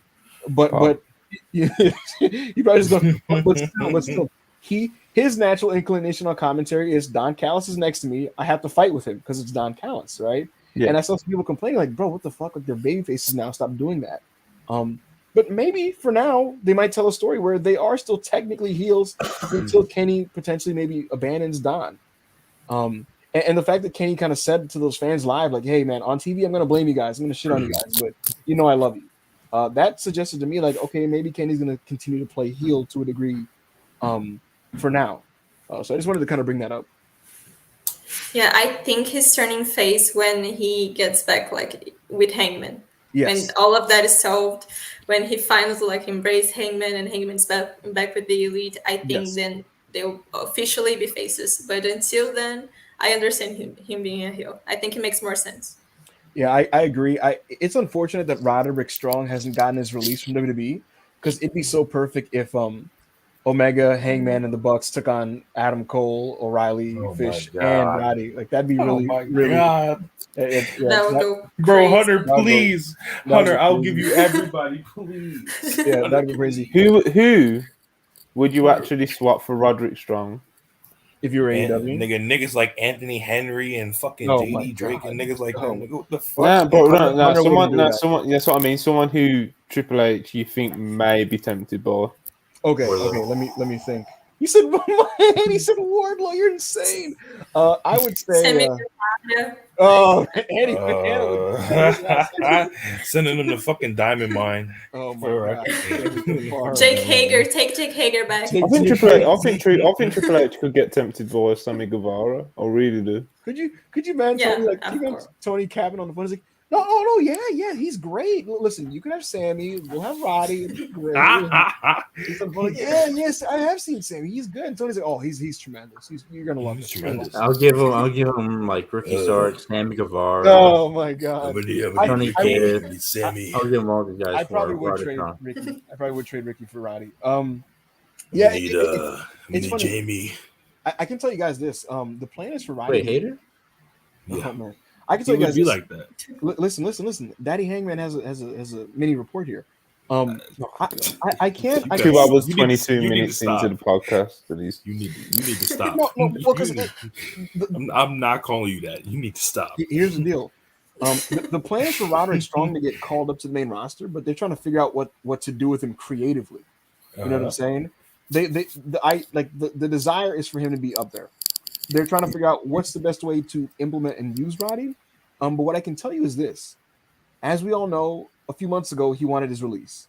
Now, that was when he was stuck in NXT, babysitting, college athletes. Right. And there was like no hope of main roster anything, right? But listen, I don't know what his current mindset is when it comes to wanting a release or not. I do know that he likes Triple H, and Triple H is he likes Roddy so much that he's willing to pull strings to make Roddy happy. I'm bringing all this up to say this. He likes Roddy enough that if Roddy told Triple H, like, bro, I love you, and it's cool that you're running the company now, but I still want to go and, like, go off with the guys, right?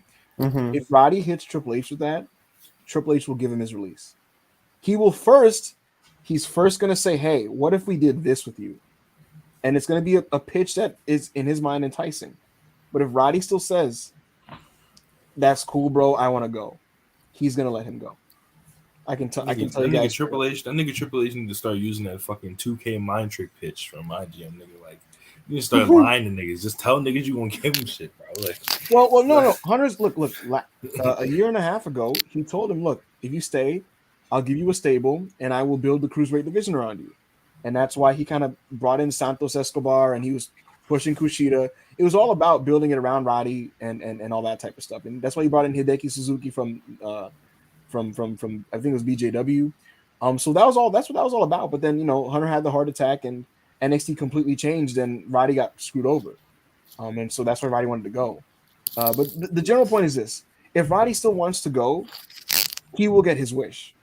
It's kind of what I'm saying, and it would be perfect, man. It would be so perfect if he was the fourth man, and Hangman was the fourth man of the Elite. Oh wait, I just seen a trade in the chat. Nigga, send them FTR for Roddy. That's crazy. No, I think FTR is about to be in the new pinnacle with CM Punk. The Punk nickel. Our little bubble on Twitter turning on FTR is truly. It's truly nasty stuff. Listen. It doesn't exist anywhere else. Look, is Dax a little weird on Twitter? A little bit. That nigga's a nasty human being. He's a little weird. A disgusting human being. Go ahead, Anna. No, I would say like if FTR wanted to be like, they wouldn't like decry Cornette so much. So I'm just I'm just saying that. Yeah. When I saw Dax do all that publicly, I was like, bro, you got to keep that to yourself, man. What are you doing? Like, I could never dick ride Jim Cornette. Could never. You gotta. That's disgusting. That's really disgusting. Yeah. It's a bad move. I don't know what you're trying to do there. AEW's fan base despises him. He literally has beef with like some of the top guys like Kenny Omega and the Bucks. You got to leave that alone, But that's what he goes to do. But yeah, man, that was Dynamite, man. I think all in all, it was a great episode. It's a little disappointing that the rating wasn't better, Monty. I don't know if you saw it. It did about 950K and a 0.3. Yeah. It did. I didn't even see the rating. I'm just like, it feels like it's so much harder to do a great number for AEW than it was last year. Because last year it was like any show with marquee value of any kind does like 1.1.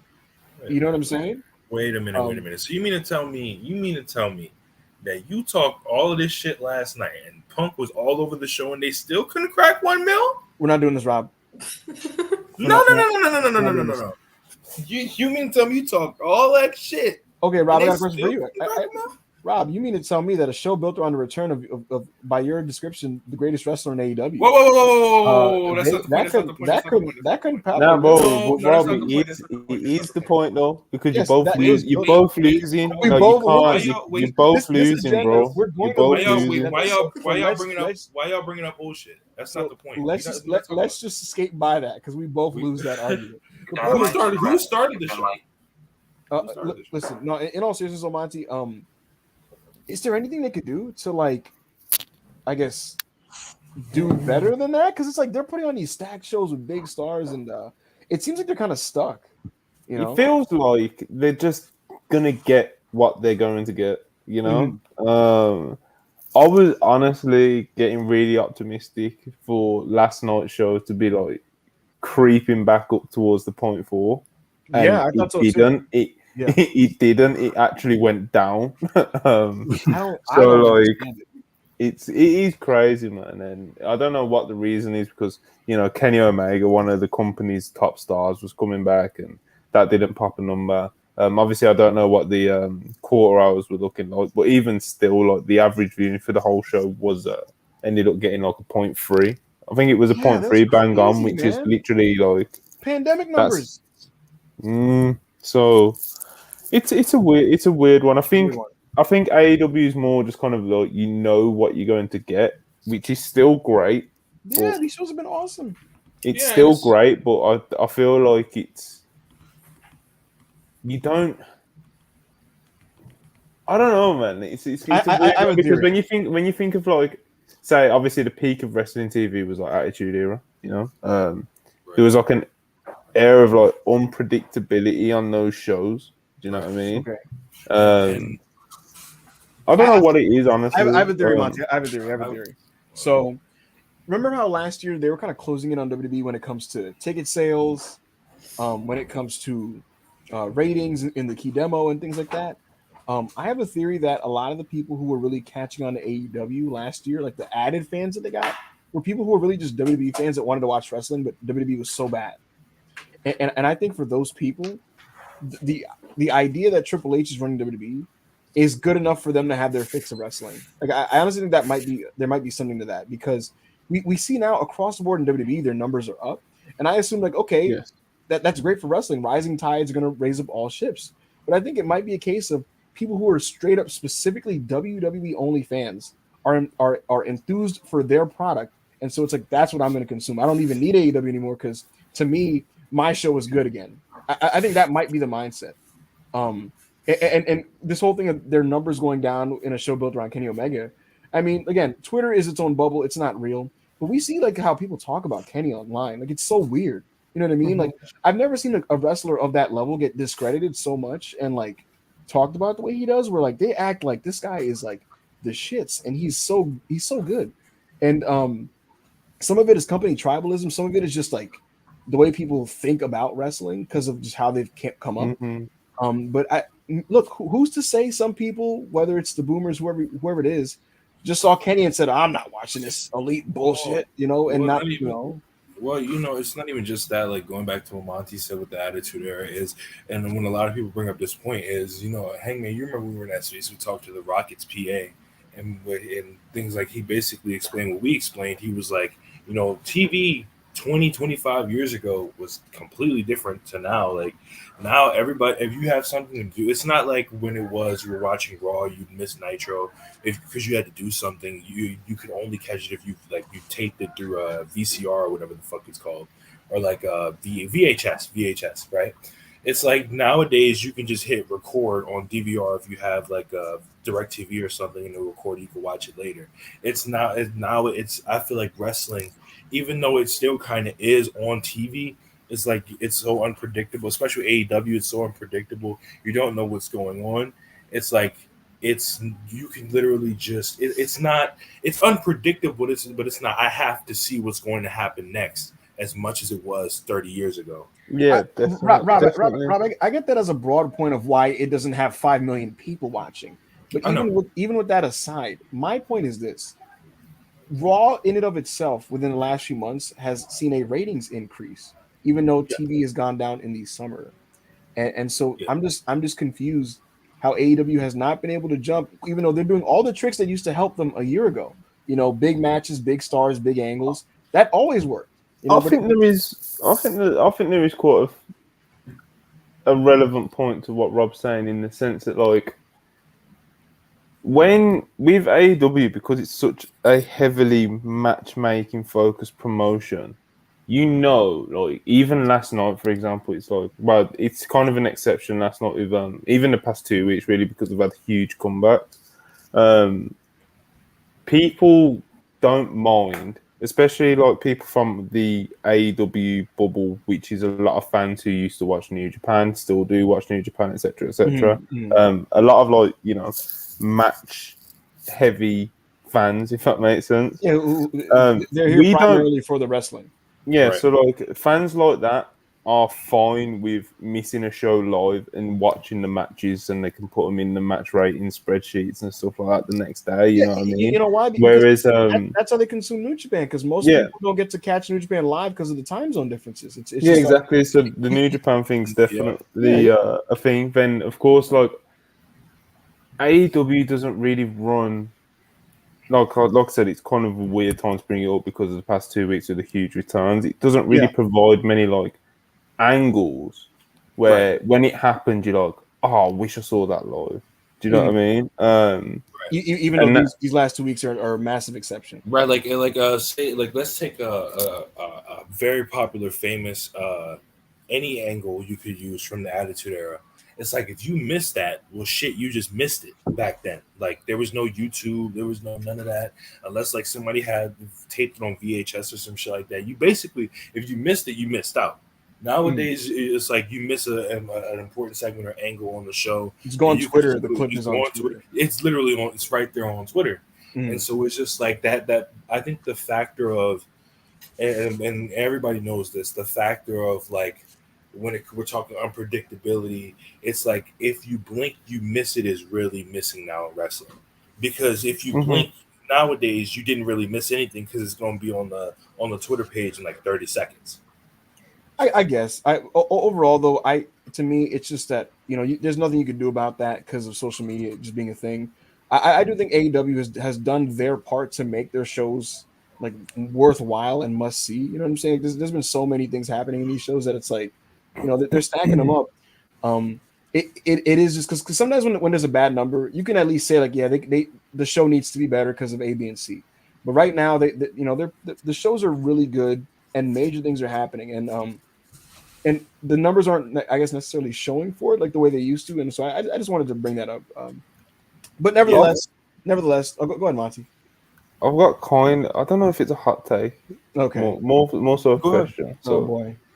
Get the tomatoes. Okay, so last year we was Hollywood alluded to it just now. AEW and WWE are pretty close in ratings, in ticket sales and stuff like that. WWE has kind of got their legs back underneath them in terms of TV ratings, in terms of ticket sales. This was happening before Triple H came in. So if you look at like in AEW's hottest TV period last year, they were doing like July to September.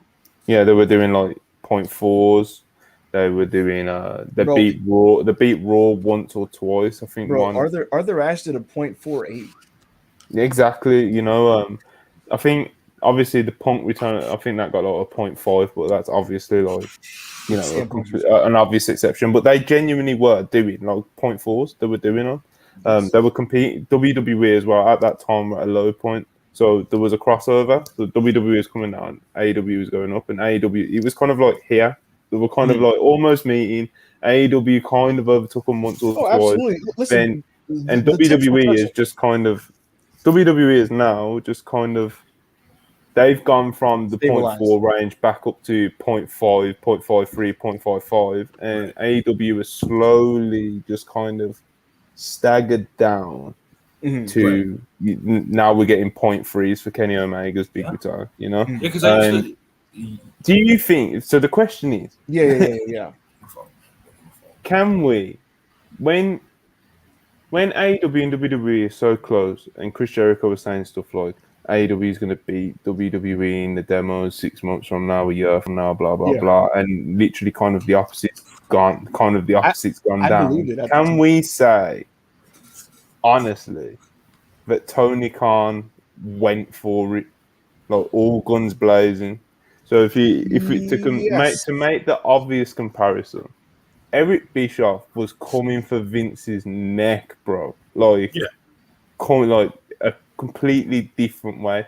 And Tony Khan definitely made all the signings that he should have made. Yeah, and he signed a lot of big stars and got a lot of big stars out of WWE, and he definitely has been competitive. But I'm talking like, did he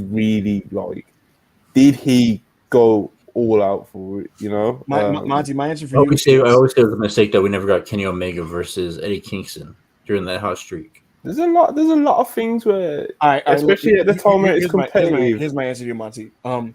There were a couple matchups that they could have hot-shotted that they left on the table. Sure, you know, if you really wanted to be a crackhead, you could have done like Punk Danielson on TV, like the minute he came. Like you could have done some crackhead. Oh, God. But I mean, bro, it doesn't get much better than the TV AEW was putting on from July to September of 2021. I think what stifled them, quite frankly, was all those preemptions. In I think it was October due to baseball playoffs? Baseball. They got murdered they got murdered early October, but bounced back at the end of October. There were a bunch of sports preemptions, and then Dynamite had to get moved around a lot. They couldn't bounce back though. They did bounce back from that. Yeah, but it wasn't the exact same. And then they moved networks, and you know, I don't know, man. It's weird. Like maybe I have to go back and watch those July Dynamites again. Listen, because it was weird because they got hit by the NBA playoffs, and then I think they were fine for like half a month, and then they got hit with the baseball playoffs, and then moved to TNT. Here's my thing about going for it, Monty, because you say, for example, Eric Bischoff went for it, right? Eric Bischoff is notoriously just like kind of dumb though, because here's the thing with him. Yeah, of course. Absolutely. I'm not saying Tony can't beat Eric Bischoff. No, because here's my thing. Bischoff goes for it, right? But in going for it, he also tries out a lot of really ill-advised, stupid things. You know, I don't want AEW Dynamite to become a program that does a lot of really stupid shit just to get attention. I'd rather them stay steady and just be a good show than like, okay, let's just like do something really shocking to get attention this week that's just like super dumb. You know? Oh no, we've lost Dana. Yeah, her face was frozen for a second there. She'll be back. She's yeah, good. but you know what I'm saying, Monty? Like it's like when we talk about going for it, sometimes like the big swings can like lead to like really ugly misses, you know. And I'd almost rather. I don't even know if it had to be. Bro, it was big like no, because it was. It's like bro, no, it's like literally. I'm looking at it right here, 98, bro. The comment about Eric Bischoff. He literally ran Hulk Hogan and Goldberg 6 days before Bash at the Beach. Like he couldn't wait. He's a maniac. Like, it was insane. He's a maniac, and I don't want AEW to become a hot shot. No, I'm not saying be Yeah. erratic like Bischoff. But I mean, like, Right. Bischoff. I mean, in the sense that Bischoff truly, nobody can say that Bischoff didn't go for it. Nobody can say that. Yeah, I think he with went for it Tony every Khan, time. I think it's fair to say he has left a little bit in the tank, and I do think with his matchmaking, he's a little bit conservative. And when you think of how much the top stars have actually beat one another and stuff like that, there hasn't quite been as much of it as I would have liked. So you know what I'm going to say, Monty? Dave Meltzer is the one who always likes to say, learn from ratings, study them, and we'll learn something, right? Next week's number is going to tell you a lot. We're going to know how much of the number is dictated by big matches with stars, because it doesn't get any bigger than Jon Moxley interim champion versus CM Punk AEW. It doesn't. It doesn't get any bigger, right? So if that match happens and Dynamite somehow does a 1.1 and a 0.4, which that feels like a big leap, but let's say it makes a leap that drastic, then you know straight up that, okay, we have learned that more people will people talking about TNA in the chat. Like, Bro. Oh wait, hold on, really quick. You Bro, mentioned Eric Bischoff, and people get so Ignore, bro. Ignore Napalm Striker, bro. He's obviously just giving like random takes just to get y'all mad in the chat. My thing is so weird that Tony Khan hasn't. I think it's so weird that Tony Khan hasn't utilized star tag team matches. Like he's only done it once, I think, with All-Star tags, right? Yeah, All-Star tags. Yeah. I'm like, he's a big fan of, like, I know ECW did it sometimes. ROH did it occasionally. Manny, WWE, that was their bread and butter during their hottest streak. Because, for example, Manny, you know, because here's the thing. Their biggest match they could ever do is Rock and Austin, right? You can't milk that. You can't do that over and over again. But you know what you can do? You can do Rock and Austin versus Triple H and Kurt Angle, and they main evented Raw with that. You can do. Oh, remember when they changed? Bro, you can put them in a 6-man tag. Bro, in January of 1999. Like before Monty goes in January 1999. Yeah, that's bad. Oh, that's you're talking about the ratings, and my internet just in January.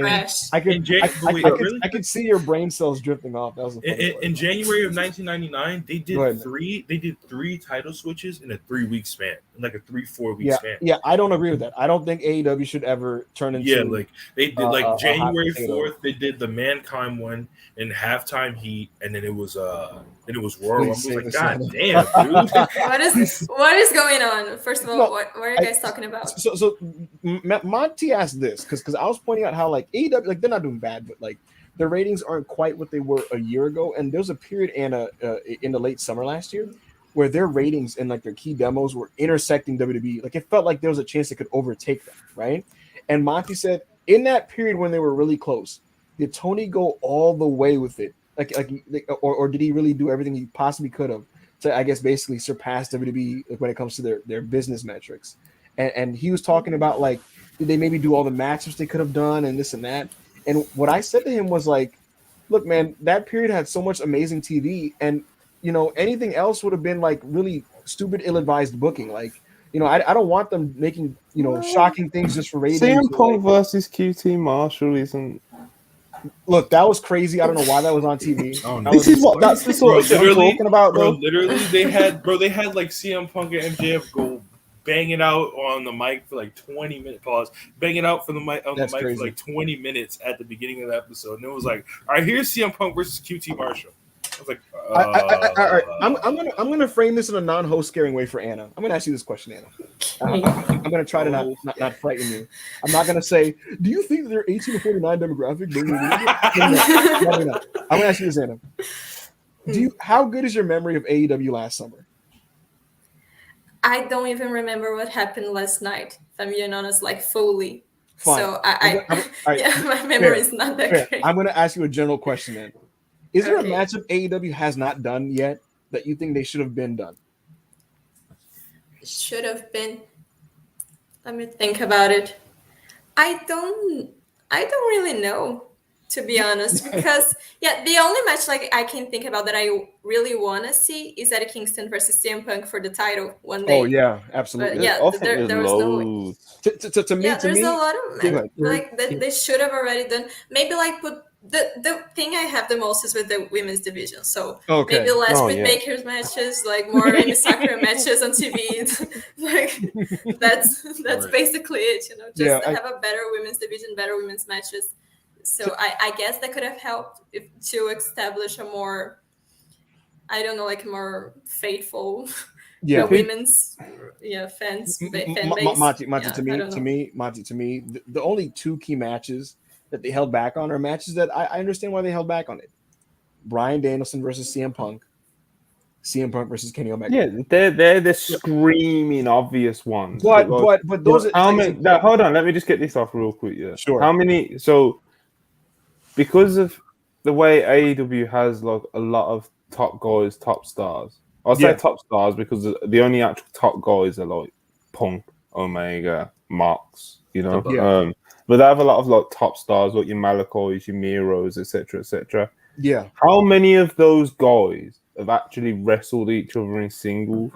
My thing is, and this is my question to Anna, not to scare her off. Would you think it would be fair to say that Tony Khan plays it a little safe sometimes? Yeah, of course, because I think AEW has such a thing with the long-term booking that sometimes it's way too much. Like it's overkill. He tries to protect matches way too much and say like, "Oh no, they'll this will happen someday. This is a long-term storytelling," and then it just doesn't happen. So I feel like a Hangman versus Mox, like that could have happened like a long time ago. People are saying in the chat like Kenny Omega and Eddie Kingston, also something that could have already happened. So I feel like the wanting to make everything this big long storyline sometimes just takes a little bit away from it. Oh, I'm going to add to this with Anna said. Anna said something interesting. I think that long-term booking for really important stuff is great. I think the Elite are awesome at it. I think that, you know, if it's something that it's like super pivotal and important, give me a long-term storyline, right? Not everything needs to be this long-term, broad, multi-month thing. You know, I don't need Jay Lethal, Satnam Singh, and Sanjay Dutt having long stories with Wardlow. That can literally be a 3-week feud, and I don't think anybody would complain about it. Respect, you know what I'm saying? I got I wanted like some of the stuff that we missed out on, like early AEW, like when we were getting those shitty cards for the first couple of months, like we could have been having Pac versus Phoenix, Pac versus Panda. We could have been having matches like that, but we weren't getting that. And if you want to look recently, we didn't even get Hangman versus Mox, or even Mox versus the Lucha Bros. Like we haven't been getting any of that kind of stuff, or even recently with Death Triangle, we never got any of those singles matches with House of Black. There was so many avenues that we could have. There's so many avenues and things they could have done with the House of Black and Death Triangle, and they just were not doing them like at all. And also you got to think as well, like with Cody leaving, and like I know Cody splits opinions, and some people are glad he left, and some people are glad to see him in WWE. Some people want him back. Whatever your opinion is on Cody Rhodes, he's obviously one of their most important stars in the history of the company, one of their biggest stars that they had. Did he really wrestle everybody he could have? No, he didn't wrestle Miro. No. He didn't wrestle. He hardly wrestled anyone really. He never had that. Was their second? Would it be their third match with Omega? Never. He never wrestled. There's a lot. There is. I'm not. Obviously, when you put on a spot, it's hard to just be like this person, this person, this person, this person. But I know that list is a lot longer than what I would feel happy with if I had the pen and I saw Cody leave. If that makes sense. Like, I wish we could have done Cody versus Cody versus Punk. Cody versus Punk. Cody getting that title ring before he left actively fucked up Sammy Guevara's first ring. We robbed the Cody versus Hangman in AEW. There is a lot of them, man. So we didn't have to do Hangman versus Andrade, but like another name, I don't really want to bring his name up because like it's unfortunate what happened to him. Like Brody Lee when he passed away, like, there was a whole bunch of times when he wasn't doing anything, he wasn't wrestling, he was just doing like promos, and I feel like because they were worried about trying to establish his character and stuff like that. We never got all the big matches during the pandemic, and then he just passed away, and we never got the Hangman Brody Lee match. We never got Hangman. Right. I mean, Brody Lee versus any of these other Kenny Omega or any of these guys like that. So it's just, unfortunate. Yeah, I feel that sometimes Tony he wants to protect so much the big the big wrestlers because he feels like, oh, someday we'll make Mox and Hangman's storyline and it's gonna be a long-term storytelling thing. So but like you don't have the time to do a long-term storyline with everyone all the time, Sometimes it's okay to just do the match. And I feel like he wants to protect his top stars so much that he kind of and I love long-term storytelling. I'm not against it at all. I love to see it when it's well executed, and I really love it. But I feel like sometimes it isn't necessary and it's sort of overkill, and you miss on a lot of opportunities because you want to build a whole story around it when it's not necessary. A Hangman versus Mox match would just would be a banger match, would be a great match. That like when Hangman was the champion, Mox was a previous former champion. They could have just done it. You didn't need like this story around it. Yeah. It's really interesting because it's like you said, Anna, AEW, you don't really get the top stars having matches with each other because they're trying to protect everyone. So they're not really interacting with each other as much as I would personally like. And that's not me saying AEW is bad or anything. I think AEW is great, amazing. They put on more than enough great matches to, satisfy me. But when you've got WWE on the other hand, where they'll do the big names against each other, but when they want to protect someone, they'll do a foot finish. And it's like there's got to be a happy medium between them, both of them. You know what I mean? Because who does the fuck finishes? I'm sorry. WWE. So it's WWE will do big star versus big star, then just do a foot finish like they've done with Drew and Kevin Owens. Perfect. Oh my god, that fucking Drew McIntyre versus Kevin Owens match was so fucking good, and like the crowd was hot and they were very into it. And then all of a sudden, just DQ the Usos. The Usos interfered just to get beat up. Mm-hmm. Yeah, it's weird. It's like I said, you got to kind of find when on AEW, for example, that just wouldn't happen. Do you know what I mean? Yeah, you wouldn't have two stars you wouldn't have two stars that high on the AEW roster just randomly have a match on the fucking Dynamite. That just wouldn't happen. So there's got to be a happy medium to find where you can still do the happy medium is the tag matches. Yeah, that's what I mean. Because if that Drew, well, I'm just gonna call it my name, so they were AEW. If that Drew Galloway versus Kevin Steen match happens on the AEW show, like they're gonna obviously keep building him up to like face the world champion Drew, but they're just gonna have it to where he barely escapes Steen, so it doesn't look like he beat Steen easily, or like he just like everybody overused the term buried. They would have obviously like kept Steen strong or whatever, It's just like, and I feel like AEW is like strong with that, whereas to where WWE just really fails with that. Yeah, and they could like intertwine the storylines because I feel that they didn't, even with Hangman being the first ranked, they didn't do anything with Mox because he was in the whole elite storyline, but he isn't wrestling anyone. He wasn't having matches. He was just in that storyline. So why couldn't they sort of find a way of make Hangman maybe? I know his whole thing is he doesn't want the title and all that, but like I'm just using this as an example. It's an example. I'm not talking about. Good one. Yeah, I'm just saying as an example. I'm not saying this should be the case or whatever, but I feel they could just intertwine the storylines. It's not because someone's having a match with another person who's out of their storyline that their storyline doesn't matter anymore. You can work that together. I feel that they could have a lot of bigger matches if they learn how to mesh together some different storylines or something like that. I don't know. I'm just Hangman's definitely a good example to bring up in this conversation, especially because it's like Hangman dropped the belt in the very end of May. Hangman hasn't had a big singles match since then. he had a match with Finlay, he had a match with Silas Young, and he was in the 4-way, but he hasn't had one big singles match since dropping the belt in May. And yes, he's been involved in an arc at the moment with the Bucks and the reuniting of the Elite, etc., etc. But at the end of the day, he hasn't had a big singles match since the end of May, which to me is crazy. Like that was your ace in like this time in May. That was your ace to do promotion. Yeah, and he had a dope match with fucking David Finlay. He got a dope match out of David Finlay. There's no disrespect to David Finlay; he's a good wrestler. But yeah, he had a great G1 recently. Yeah, he's great. like he had a dope match with fucking David Finlay, and I think that was like his last.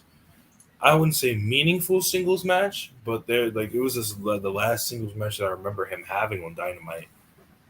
Well, I think the only two that he's had is that one and the Silas Young match. Then obviously singles, yeah, the 4-way at Forbidden Door, but like it wasn't a 1-on-1 singles. It was obviously a 4-way. So it's definitely something where and it's probably because Tony Khan doesn't want to beat him or have him be a Malachi Black or a Pac or a whoever. Obviously Pac's a title holder now, so it's a bit different. But you know what I mean, like the top stars, maybe not the top ones like your Punks and your Moxies, etc.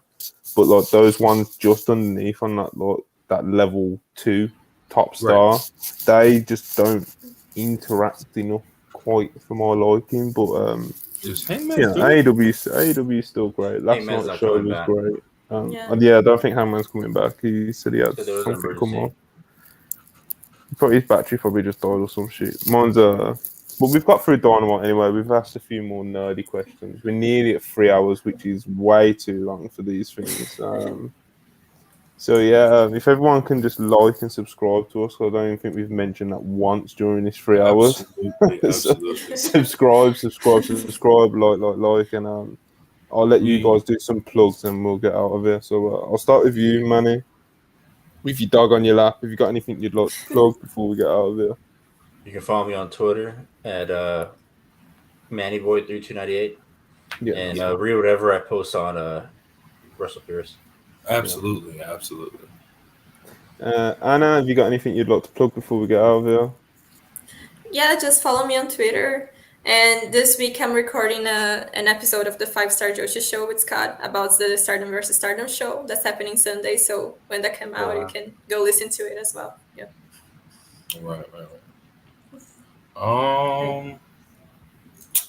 The only two things that I have to plug are obviously it's my guy Robert. There's 2 matches that I want to plug actually. The first one is coming up in like a week, I think. Yeah, in a week. Robert Martyr versus Alan Angels at the next Garden State show, Saturday, August 27th at the Monroe Sports Center in Monroe, New Jersey. Starts at 7 p.m. It starts at 7 p.m. EST, and there's another match. It's West Coast Pro versus Prestige Wrestling. Robert Martyr versus Masha Slamovich at their Savage Mode 2 show on September 3rd, 2022. Were those your plugs just now? Because I lost connection. Wait, what happened? Were those your plugs that you just went through then? Because I lost connection. Wait, did anybody hear? I heard you. Yeah, you said you're promoting Robert Martyr. Yeah. We've actually got a feature in the drafts about Robert Martyr. It just needs a little bit of touching up, which popped me huge because obviously Robert Martyr's a friend of you guys. He's always in spaces and stuff like that. So hopefully we'll try to get that out soon. I'll also really want to plug our good friend Charlie done a feature on the Elite, which done really well. We posted that before AEW Dynamite yesterday, so hit up the WrestlePurists website. Check out. I think she even got followed by them. They retweeted. The Young Bucks retweeted. Yeah, check out Charlie's feature on WrestlePurists.com. This episode of the WrestlePurists podcast, he's back. Yeah, this has been a wild episode. People have been coming in and out. This has been completely out of format for us. It's been 3 hours long. But you know what? It's been good. Dynamite was good. Kenny Omega's back. All kinds of weird shit going on over at WWE. And before we get out of here, I'll let you, Hollywood, do some plugs before we get out of here, since you made it back in time. Yeah, I love the game too much. You know, Why you sound like that? Hurry up, man. What happened? Are you okay? Can you guys hear me? Can you guys hear me? Yo, you No, good? you sound weird. Do I? I'm talking into my microphone. Hello. No, Yeah, no, you just like sounded no, sad. your I tone. thought you got shot or something. No. Like. A genuine emergency happened. But I wanted to at least be able to wrap this up. I really appreciate this platform. It's just such a cool thing that's going on right now. You know what I mean? This WrestlePurists thing. I appreciate and value everybody that watches us and supports us. Even those of you that throw tomatoes at me. It's all love, and I take it all in stride. I appreciate and love everybody who is involved with the process, including everybody here. I thank Anna for doing the pod today. She's the best. She keeps the lights on, like I said. Manny is a trooper. He's always down for whatever, and he like a total pro showed up and filled in when we were lacking guys. Grind runners like Rob and Chris, I appreciate their contributions to the podcast today. And Monty, you know, you're the guy who makes this whole thing go, and you put up with my chaoticness. So I thank you. Listen, tonight I'm going to do a backup Hangman side Twitter space, probably in an hour and a half. That's if I can get my internet and technology to cooperate with me. Who knows if that happens? If it does, then we got it, and if not, then so be it. Right. But you know, follow me at Backup Hangman, and I thank you guys for listening to the Twitters. The Twitters. I'm out of it, bro. I'm out of it. Nah, man. Thanks everybody. Thank you for having me. I'm sorry for my little mishap and absence, but yeah, man. Love of the game. I had to come back. Thank you. Also, wait, Monty, please. Josh in the chat said, please, as he said, please remind them that we are also on like audio platforms like Spotify and shit like that. Please remind them. Yeah, we are. I probably will be tomorrow. This will get uploaded. So usually the day after our podcast get uploaded to the audio thing. So Spotify, Apple Podcasts, Google Podcasts, and I think there's another one, but those are the three main ones. So you can get us on normal podcast streaming things as well. So it's not just YouTube, but you know, there's a lot of visuals that go on here. So, but yeah, if everyone can like and subscribe, we appreciate all the support, the viewers, the comments, the subscribers, everything that you know, everyone does to help us grow this little brand that we've got going on. So yeah, thanks again. Thanks for watching. Appreciate everyone on screen right now, and we'll catch you next time.